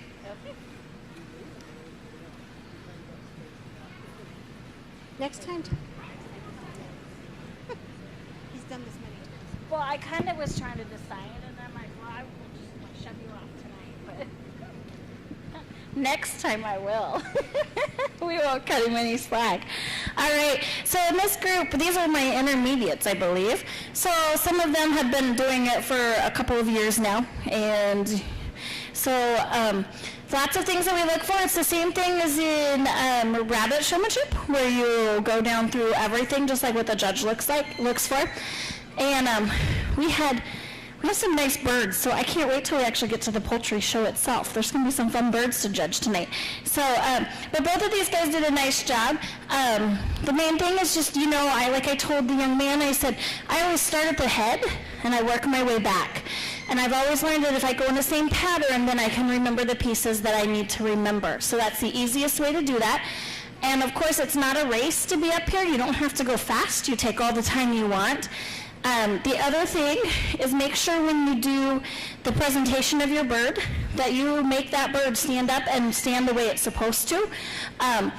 Both of the birds that were shown here for intermediates have tails that do not stand up. They have tails that are going to fluff over and look pretty. And so when you pose that bird, you're going to want to get them up and kind of get that tail puffed down where it needs to be. And so that's just those pieces learning. As you go, you'll learn each of your breeds that you show, and you'll learn how they should look when you look at them. And so both of these guys did a really nice job tonight, and keep up the good work. You guys are gonna get it. It'll be fun. And so there's lots to learn. I'm always learning new things too, even as an adult when it comes to chickens. So keep up the good work and nice job tonight. All right, so Ty, you will receive a blue on your showmanship, and Rylan, you are going to be our champion, and you will receive a purple. And again, our poultry showmanship trophy is sponsored by Don and Barb Beatty.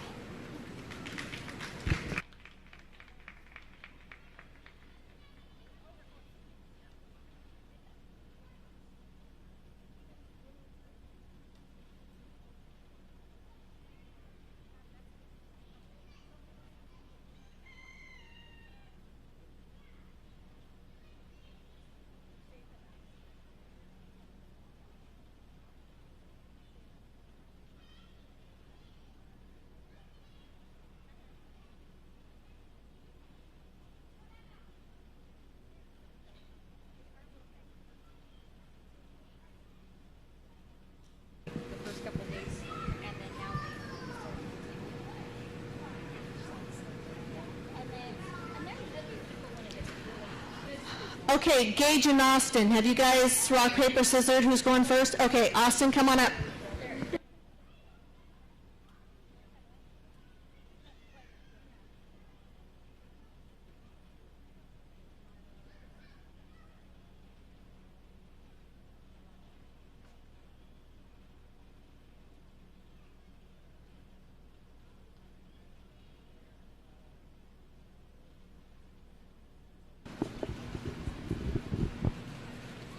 Hello, my name is Austin Kenneckett. I am exhibitor number 88, and today I'll be showing my black-breasted red Kubalaya. The Kubalayas originated from Cuba, where they were bred extensively for chicken fighting and to be eaten. And they were admitted to the standard in 1989. Now we'll go down the list of parts, starting with their beak, which is a nice shade of pink, then its comb, which is a pea comb. It has brown eyes, which are clear of infection, and white earlobes. And then we got its keel bone right here, and its toes and toenails, which it has 4 toenails and 4 toes.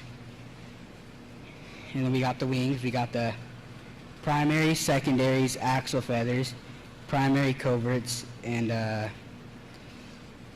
I will now count the primaries and secondaries. Starting with the primaries. 1, 2, 3, 4, 5, 6, 7, 8, 9, 10 primaries, and then I will count the secondaries. 1, 2, 3, 4, 5, 6, 7, 8, 9, 10, 11, 12 secondaries. And then we got it's a undercarriage, which should be a nice gray or black. As you can see, it is right here. And it is lice and mite free. It's got no bugs. We got the tail and its vent. And I will now pose my chicken for you.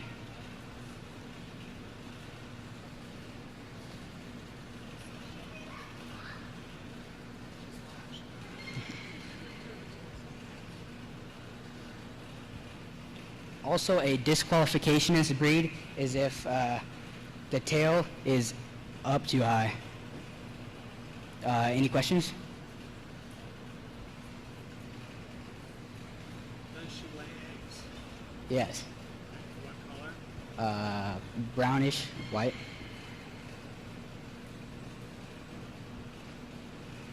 I know they're cool because they were bred to do the rooster laying eggs. Are they illegal to raise in Cuba? Common breed? I'm not too sure on that. Are there any other color patterns or varieties of this breed? I think there are black and red. And tell us about the comb, because the comb is different than some of the other breeds here today. Oh, it's a pea comb. Yeah. And the leg shanks? Yeah. It's supposed to be that color, correct? Yes. No feathers. Or Is that her mature size? yes.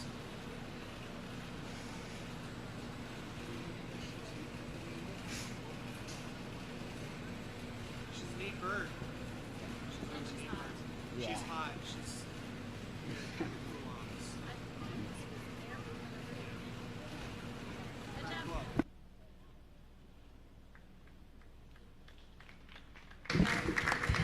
Good job, Austin.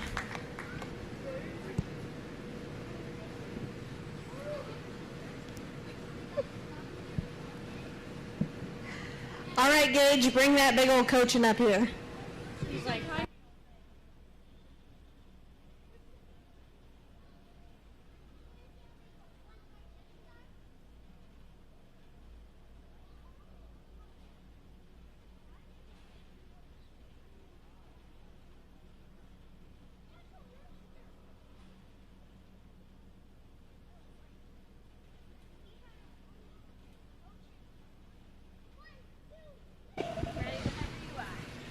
I'm contestant 183, and this is my standard black Cochin.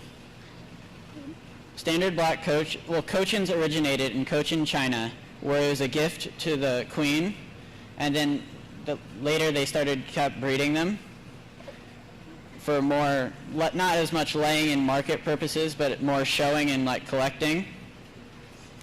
The males can weigh up to 11, 12 pounds, and the females at full grown can weigh to 8 to 9 pounds. They pretty much make better statues than chickens because they don't move very far. Now I'll start on the bird. Their wattle and comb is supposed to be cherry red, and a lot of times they get more faded, but if you take care of them, they stay red. They're black all the way through with more of the oil spill like sheen to them when it hits the light. Any other colors would be a disqualification. They have primary and secondary feathers, except for he does not like me to show them because he gets really off balance.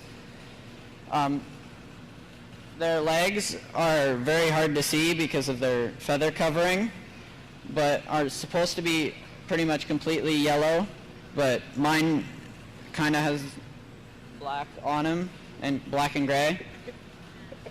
Their undercoat is supposed to be a grayish color. They have very rounded off feathers on the back, unlike other birds where it points out. And he has a vent right there. Any questions?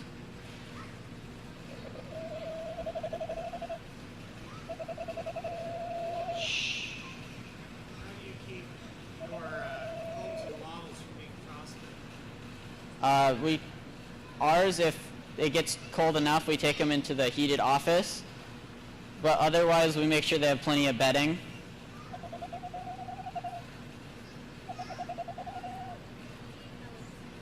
Huh?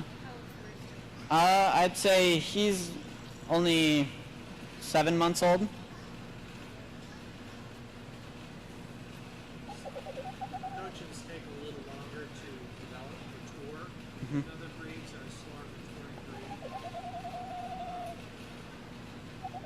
When a cochin walks, should you see much space between the legs? No, they kind of just like really slowly, like waddle almost. Yeah, it should be a waddle, and you should just see just flop.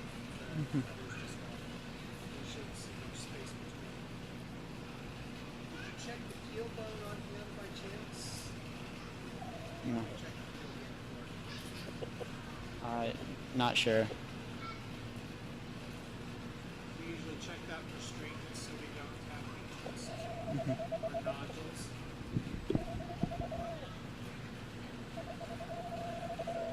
And what type of feed regimen do you use for feed?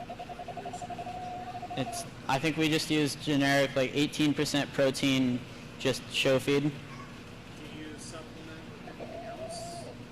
Just occasional like scatter like corn feed mix for more of a treat after messing with him, or. Because the black has a nice sheen to it. Mhm. So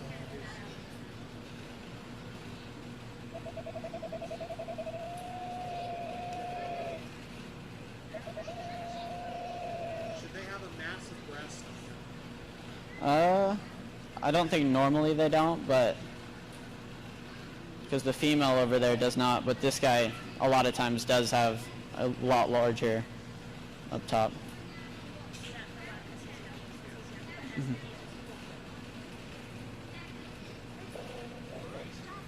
Thank you. Good job, Gage.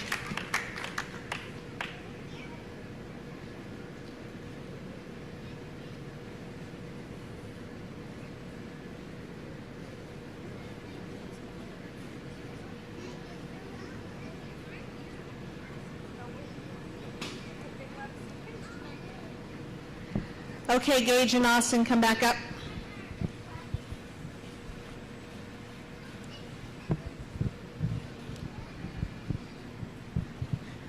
They're so pokey, like. They're as hot as their chickens are right now.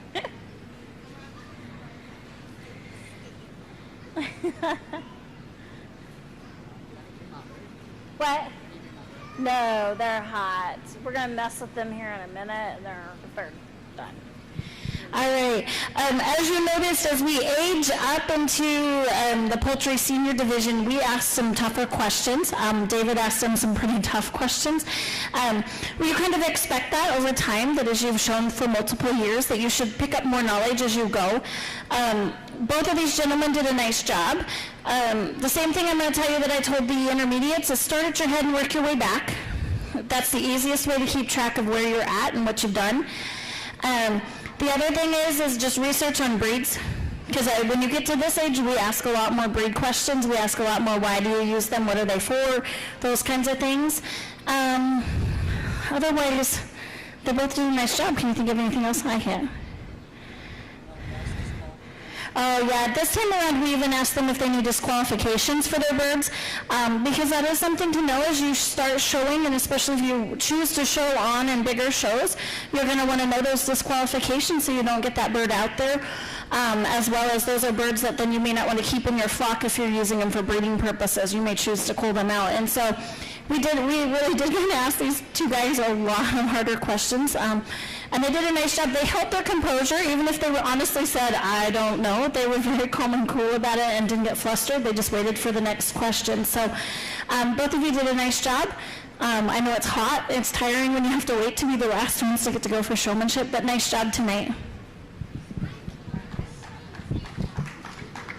All right, boys. So Gage is going to get a blue ribbon for his showmanship, and Austin, you will get a purple, and you will be our champion showman today.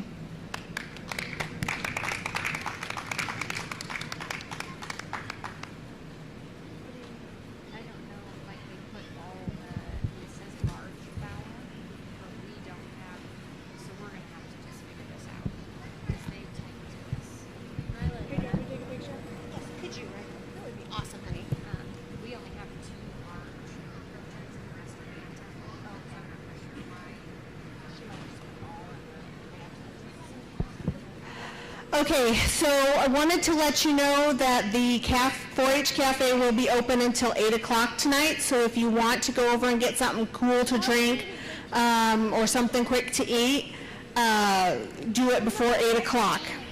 What did we name it? Okay. So do you want probably just the two large coaches first?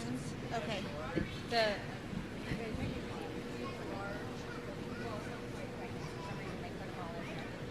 Gage and Ryland need to take. So we are going to go ahead and start with our large coachins. Yep. Yep.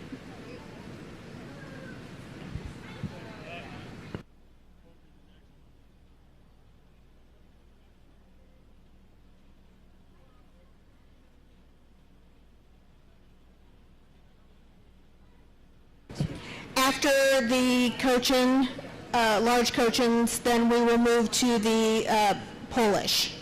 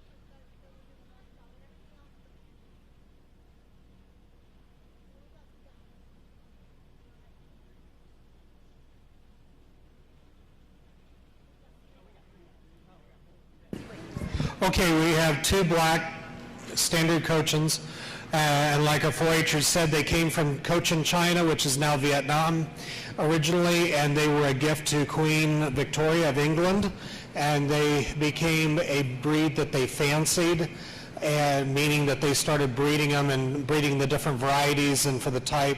This breed is supposed to be massive. It is a dual purpose breed for meat and eggs, but they became more of a showbird than anything. Massive bodies with the legs that are feathered. The feathers should, on the boot, on the leg, on the shanks go, and they should furl out. And so we have some conditioning that's going on. The heat does not help either one of their case, sadly. But we got the nice iridescent sheen on our back and our wings. We're getting there. Our plumage is developing. The shanks are a little bit better on the hen than they are on the rooster.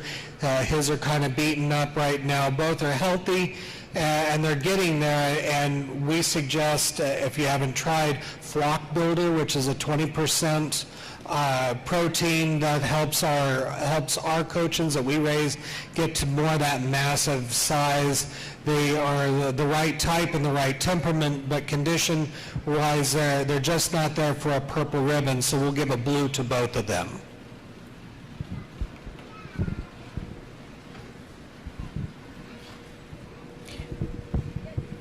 Okay, thank you guys.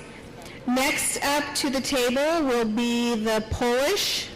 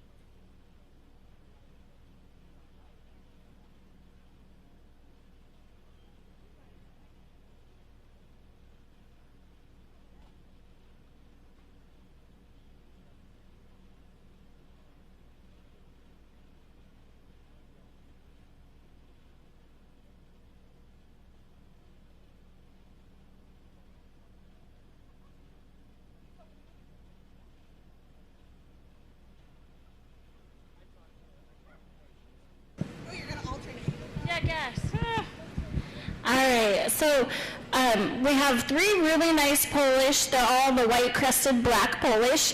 I was telling the kids how what we do. We use a ponytail holder, little girl's terry cloth ponytail holder. You kind of pull their crest up and stick that down on there so like a headband, so it poofs it up. And of course I told them, I said, it looks like they're going to jazzercise then, and they all kind of looked at me like, I have no clue what you're talking about. And so that's one way that then we can see, because if you notice, like even the rooster, his stuff is clear down, his crest is clear down over his head. He can't see anything. So what we're going to do is we're going to start with the young man's hen on this side. She's going to get the purple for the day. She's a really nice hen. She's in pretty good, nice condition. The only thing that I would like to change is that on your black white crested Polish is you want to go for as less black in the crest as you can get. But that one is acceptable. Her amount is acceptable because, and it's also all towards the front. That's the main part, is that they have to keep it up towards the front when they do it. So she's a nicely put together bird. She's a nice weight. She's got good weight on her. And like we were talking, the summer has been hard on chickens just because it got hot fast and it stayed hot. Our next 2 birds, the rooster and the hen, are both going to receive blue ribbons today. Both of them just have a few little minor details. The one has quite a bit of black in its crest. She just doesn't have as nice of condition to her feathers and her look. She is also a nice heavy bird. I'm pretty sure she's decided she's not laying right now. She's just nice and hanging out. And then the rooster, he's a really nice rooster, and so like if you were going to keep these 3 and keep them as a trio, they would be a nice trio to keep, to get babies out of, to get chicks out of.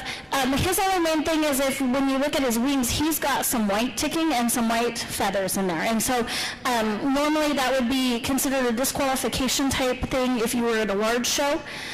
So that's something that you don't want. However, using him with the 2 hens to get babies, that may not even come out in a baby, so in a chick. So he would be an okay rooster to use. So actually this is a nice trio. I told these guys, they were giving me the story about how Mom said that Paul is the rooster, and Paul should not be hanging out with the girls because he was being mean to them. So we said, yeah, if you were going to show them, you got to kind of separate them out, but if they will lay eggs, maybe you can get some nice chicks out of them. So nice job, guys.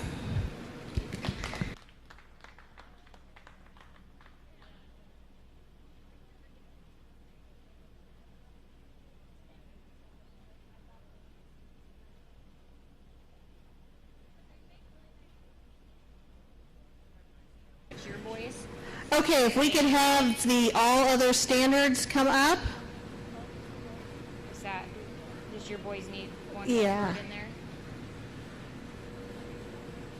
Okay, they got it.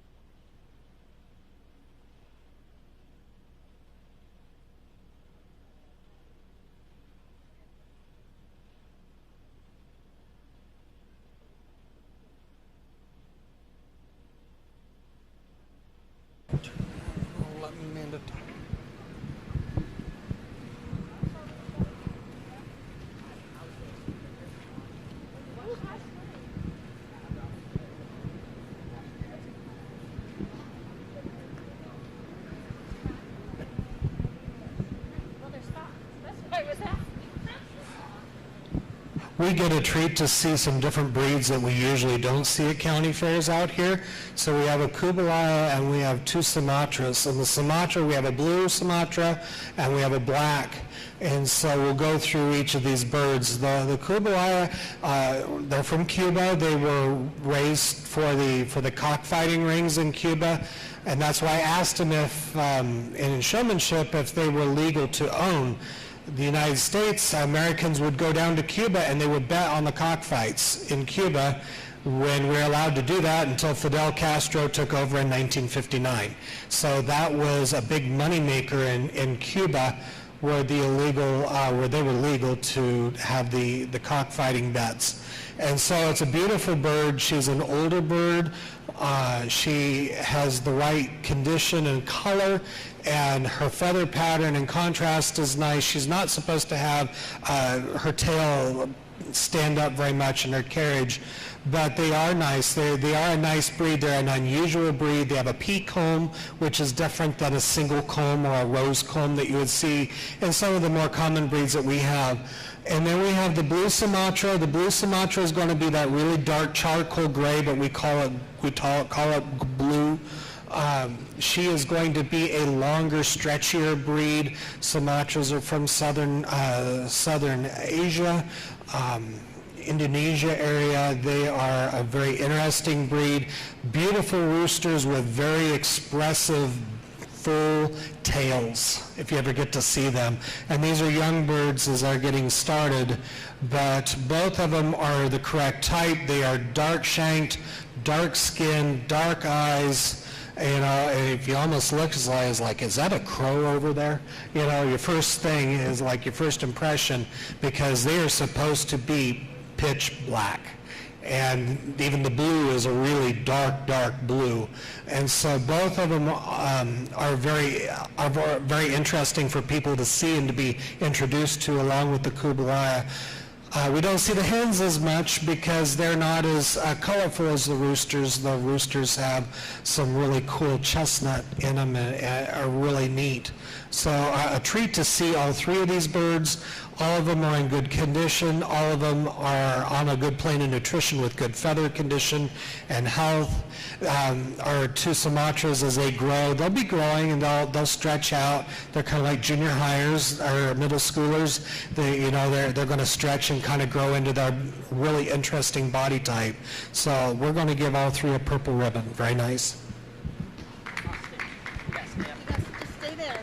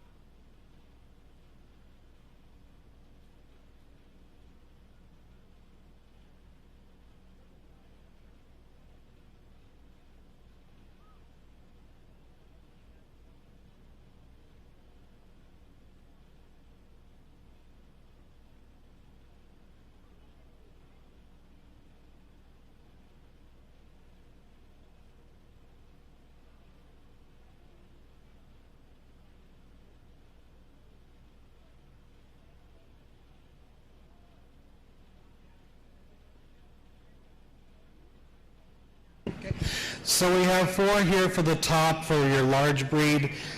And so we have some differences to sort out because you have three very different breeds and you have to look at what they represent and if they represent their breed in the best way possible. So we have the Kublai, who is an older bird, who is in excellent condition. She is the correct type. She has been kept in very good care and is in good condition. So she will be our champion for this grouping here. Our reserve, we look at the other three birds here, and it goes down to condition. We have two of the Sumatras that are going to grow into themselves, and the Polish, as she's growing and is establishing herself, the Polish has some broken tail feathers, not maybe as nice as we would like. She does have an acceptable amount of black on that white crest. That's about as much as you want according to the standard. So we're going to go with the black Sumatra as our reserve champion.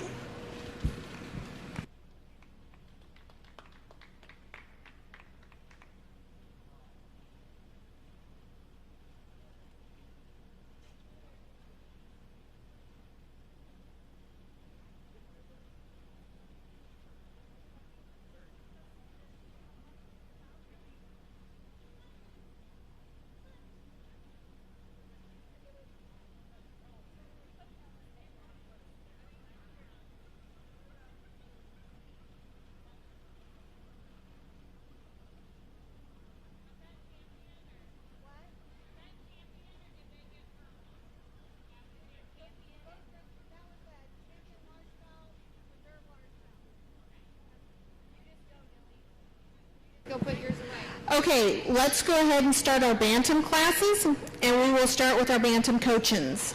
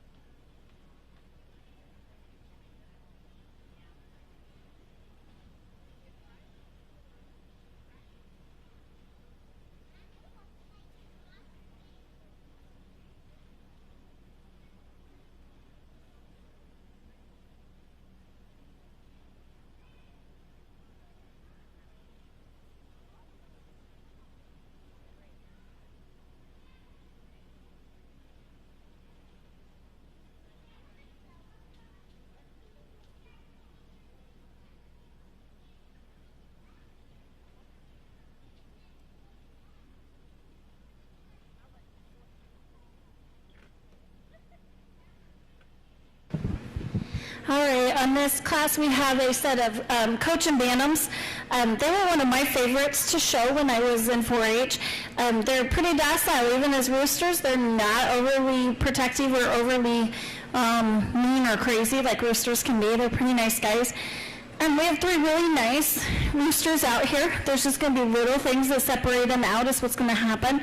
The nice thing you've got to say about all of these is if you notice they all are booted. Since they're booted breed, I mean their boots are really nice on them. They've all feathered out really nice.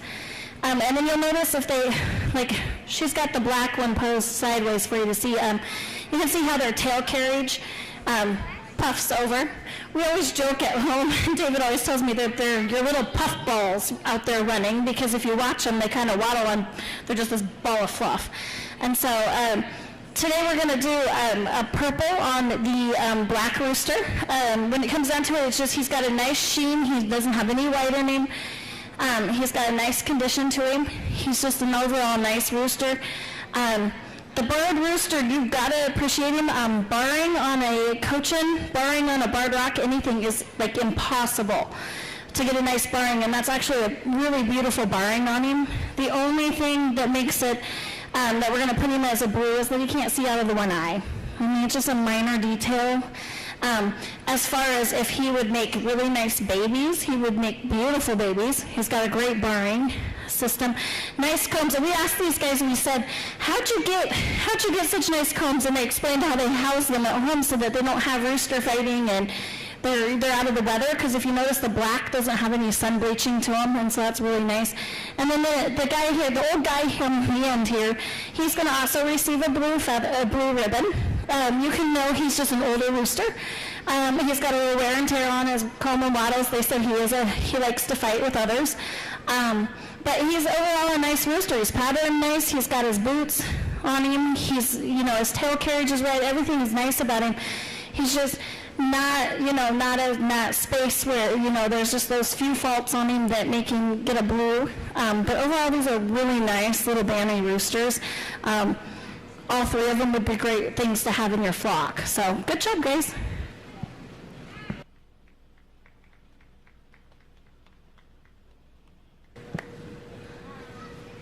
Okay, you can put the males away and we'll bring out the females of the Cochins.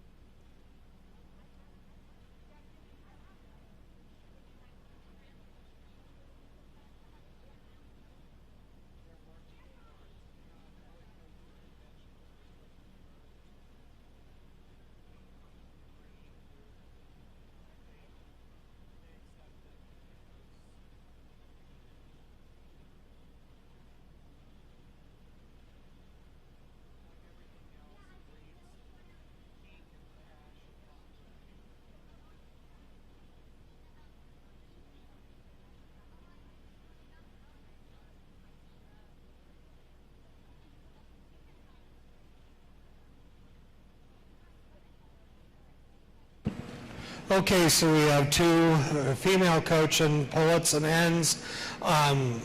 We have an apricot, which is one that has not been recognized by the APA, American Poultry Association, because new breeds and new varieties are developed over time, and then they go through an acceptance process to be in the standard.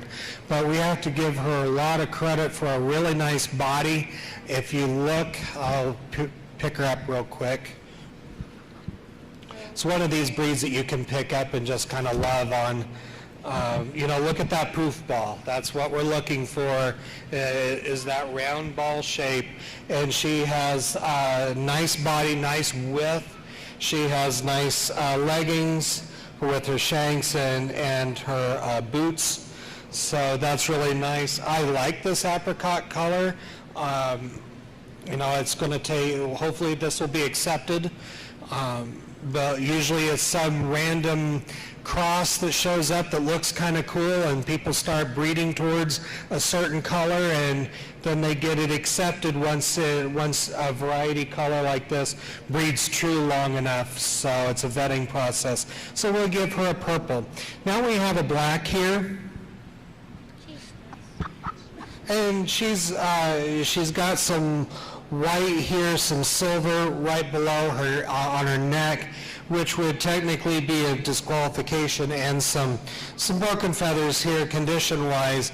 But she's nice. She's got the nice coaching body. Look at her legs, how her legs are nice and splayed out with the feathers on the legs and the shanks, the boot. So it's really nice. Because of the incorrect silver on the neck, we'll give her a blue. But Cochins are, like Amanda said, a really fun little breed. The little Bantams are lots of fun to work with. They were the first breed that I worked with as a 4-H'er because they are easy to handle. And she's really a nice typed bird. We wish we would get rid of that silver on her throat and let her be in a little bit better condition. Also, with the single comb, that the comb here is twisted a little bit on the black, so we would like a nice straight single comb where we have on this apricot. So a purple and a blue.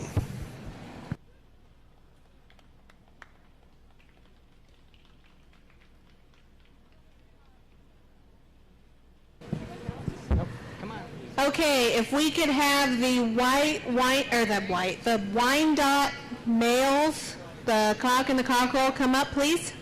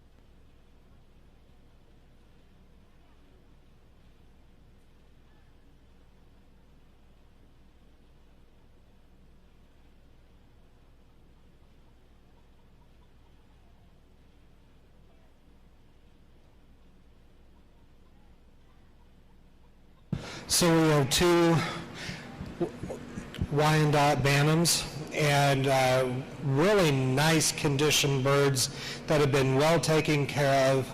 They obviously are being fed well and groomed well with good housing for them to keep their feather condition as nice as it is, nice combs and wattles, nice leg shanks that are nice and clean for the variety, nice tail carriage for both of them. We have an older one, and we have an older and a younger. So our older one is over here to my left, and he does have a wingtip that is white, or two, and so that is kind of problematic.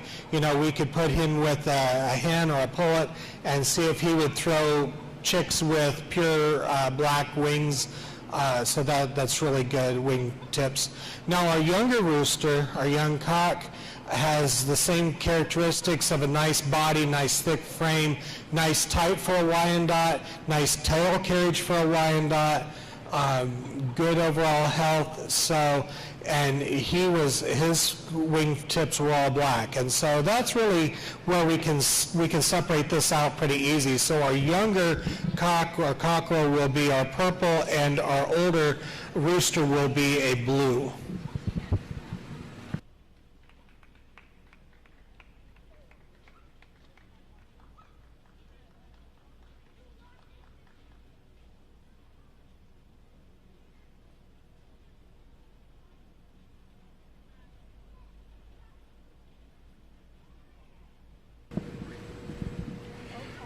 Now if we could have the females for the white Wyandotte, or the black Wyandottes. We didn't bring any white Wyandottes.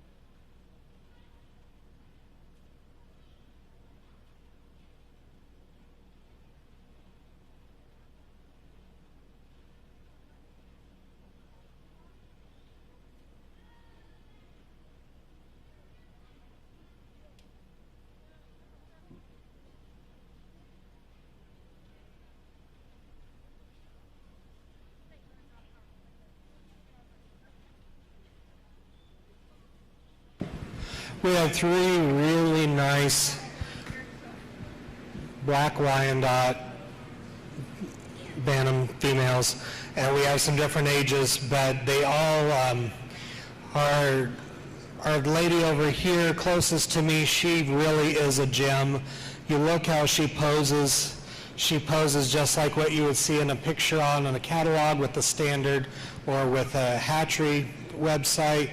You have the youngster here that could very much look like her when she grows up, but at this stage in time, she is really what you should have, what you're going to aspire for. And same with this bird here. So wish she was a little thicker. As they age, they're going to bulk up and they're going to look like her ideally. She's got the nice thickness, the width, the tail. All of them have the good tail carriage, the head, the beak, the shanks, the tail carriage, the coloration, and so all of them are going to get purple ribbons from us because we like all 3. We really like this lady over here. She's a sweetheart, really a gem.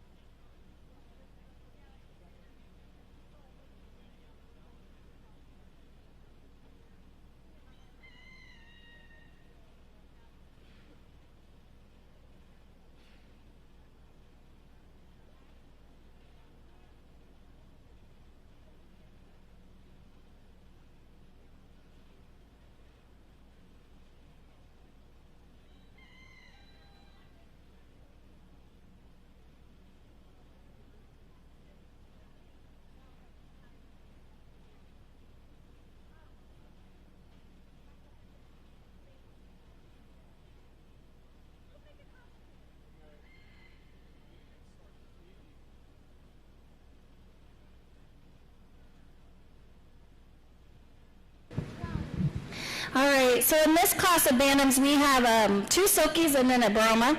And all 3 of them are really nice birds. The thing, a lot of things when you think about Bantams, and especially these breeds here, is they're showbirds. They're exactly what, I mean, they will lay eggs, they're great pets.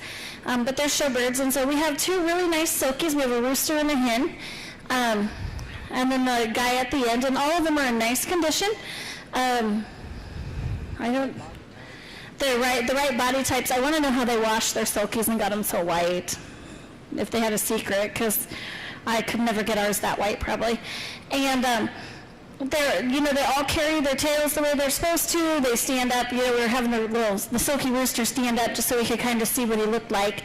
And they just carry out nice things. The brown on the end, you have to appreciate him. He's got nice markings. That's a pattern. That's a coat, the feather pattern that's kind of hard to get sometimes to make look nice. And he does a nice job with that. I mean, I would like to see a little more on his boots down his leg, but that's just a minor detail. Otherwise, they look really good, and we're just going to make our job harder. We're going to give them purples because they're all in nice condition. They've raised them. They're at the right weight. They're well taken care of, and so they're deserving of the purple ribbon. So we'll just make our jobs harder here in just a little bit.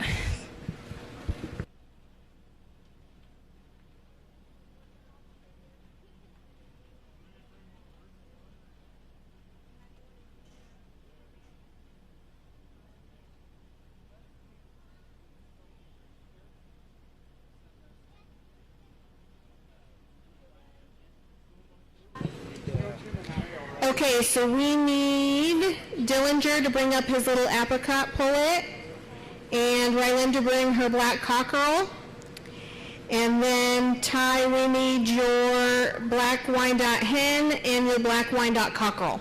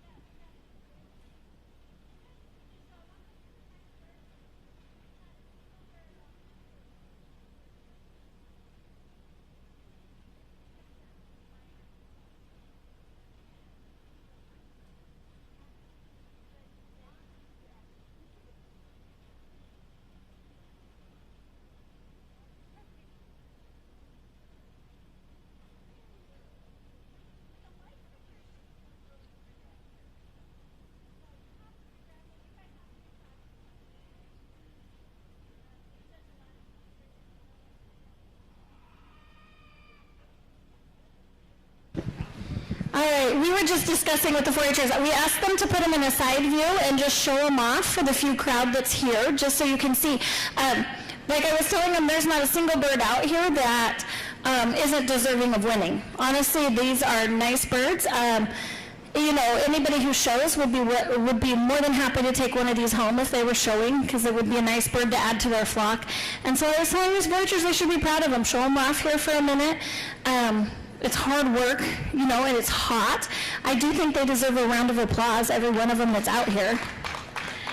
Good job. And so There's lots of things that we look at on this, and I don't know if David wants to talk or if I get to do all the talking. Okay, David will talk too. So I'll just tell you a few things. Of course, it's always fun when I judge with David because sometimes we see exactly the same way and sometimes we don't. So there's some advice for you guys as 4-Hers. It's a certain judge's opinion on a certain day, okay? And it's a different day tomorrow and they might look at it a different way. So don't, just think of that, and because it's true, because the two of us judge, and sometimes I'm like, you picked what? I'd be like, no, it's the best, So, with that, there's some things that I really appreciate, and then I'm going to let David talk about it. I really appreciate that little apricot coaching down there. I know it's not an approved color yet for the Poultry Association. However, you just have to appreciate her. She's type, she matches what you want in a coaching. Okay, she's got the body build, she stands, she's got the tail, she's got it going for her. And so, I mean, yeah, the color's not a recognized color, but you have to appreciate her. She's a really nice bird. And of course, I'm always a little partial to coachings. Silkies, I think the Silky Rooster is a gorgeous guy. I think he definitely meets, he's going to strut his stuff now that we're talking about him, but he's a nice type specific Silky. He looks good. You have to appreciate him. And then of course my favorite is the little black hen. She's one of my favorites. I like them all, actually. I take them all home, honestly. But you have to appreciate the black Wyandotte hen. She's just got a lot of characteristic to her that, you like to see and everything, and you just really have to appreciate her. That's not to say that the little black Cochin rooster, I love him. I mean, if I still had my little black hens at home, he would be the rooster I would take home if she would let me, but she probably wouldn't share. And then the young rooster on this side, he's a young guy. He's going to take into his own. He's a nice guy. He's going to grow and be really good for him. So honestly, 4-Hers, I appreciate all of them out here. I think they're all great birds. So you're going to all get to go home with excellent birds for your flock. It's just, it comes down to minute details and just judge's preference kind of at that point. And so I'm going to let David talk, and then I'll let him tell you what the results are.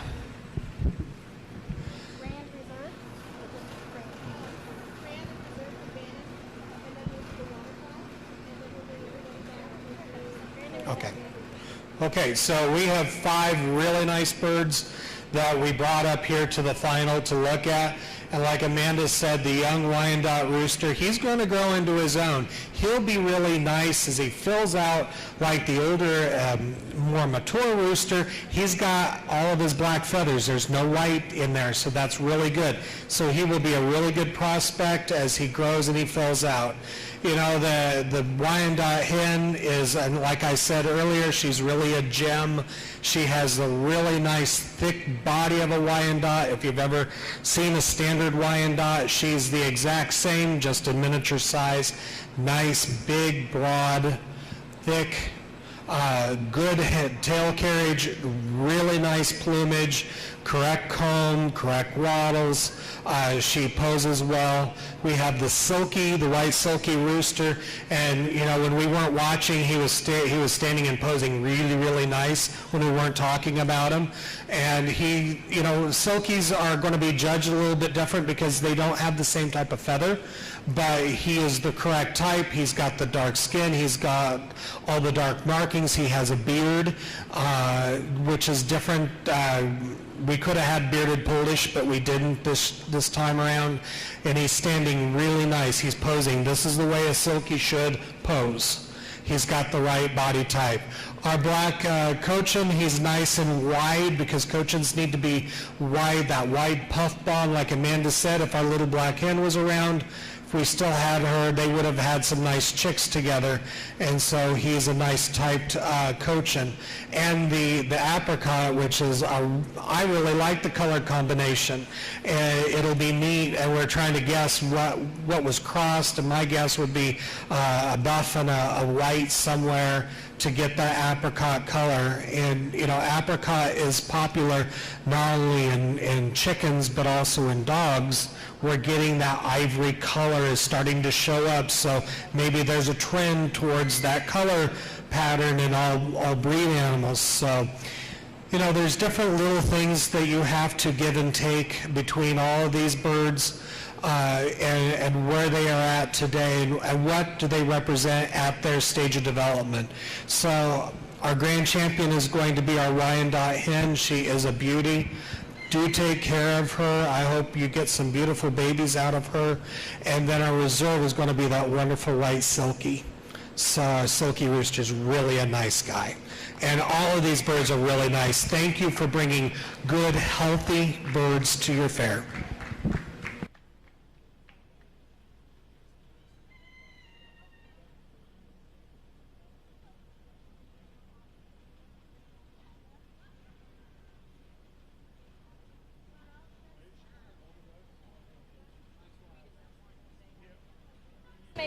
Do they need people to hold on to their ducks? Well, we have a runner duck, so he's just going to kind of wander. He's going to run. And that's okay. Well, that's fine. You would have had competition. I know. Okay, so now we just need all the waterfowl to come on up. I know the Harville guy, he's got some big friends. It's my...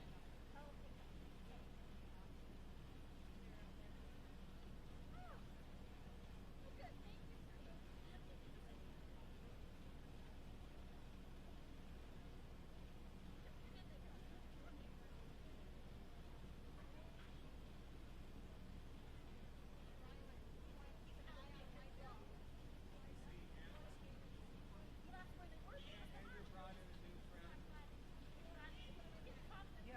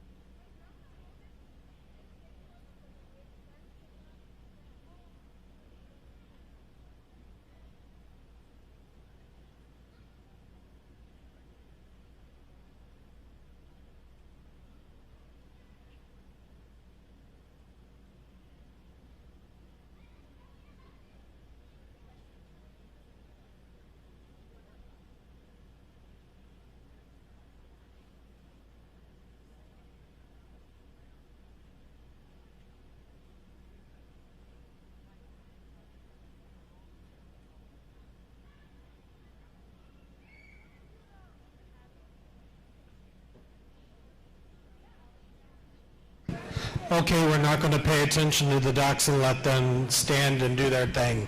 Of course, the runner's over there peeking out. I was like, what are you doing? What are you talking about? So we have a runner and we have the calls. And so we will start with the young call over here on this end, a nice bird. Pretty good type. Feather condition is not as optimal as we would like it, and the same with our next call. Both of them are healthy and fine, and we're going to give those blues. Now we're going to go down to this call that we're just not going to just look at him. Just he's sitting and happy, and type-wise is very nice and thick, nice head, nice width of body, and 4-H'er told me that this duck had molted and lost everything, and I said, well, it's perfect because now has a new, nice, clean, nice condition flush of feathers out. So we'll give that the call purple, and then our runner, runners, we don't fly, and they're going to run, so we got them, and we look at them and evaluate them as they walk and they move. And this one's really, stands right up and is nice condition, and give that one a purple. So really nice runner duck. And so there, you can see with our ducks as well as our chickens that there are different ways that we evaluate these birds. So we have 2 blues and 2 purples.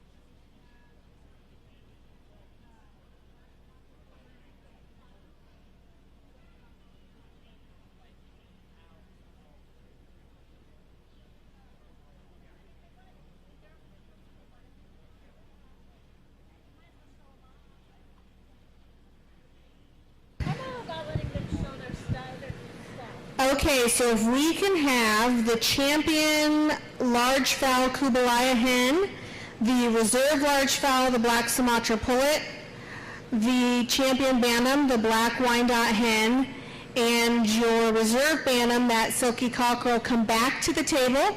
We will judge for grand and reserve champion of the poultry show.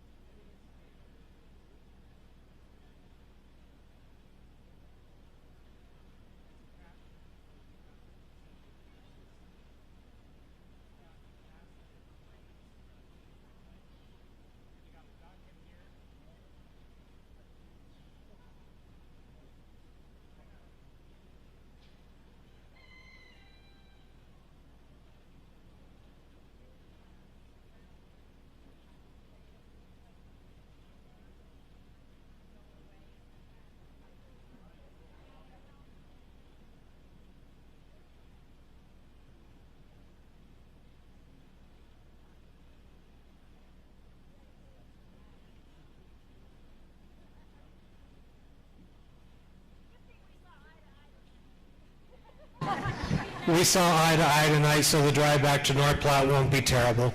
So we have the advantage of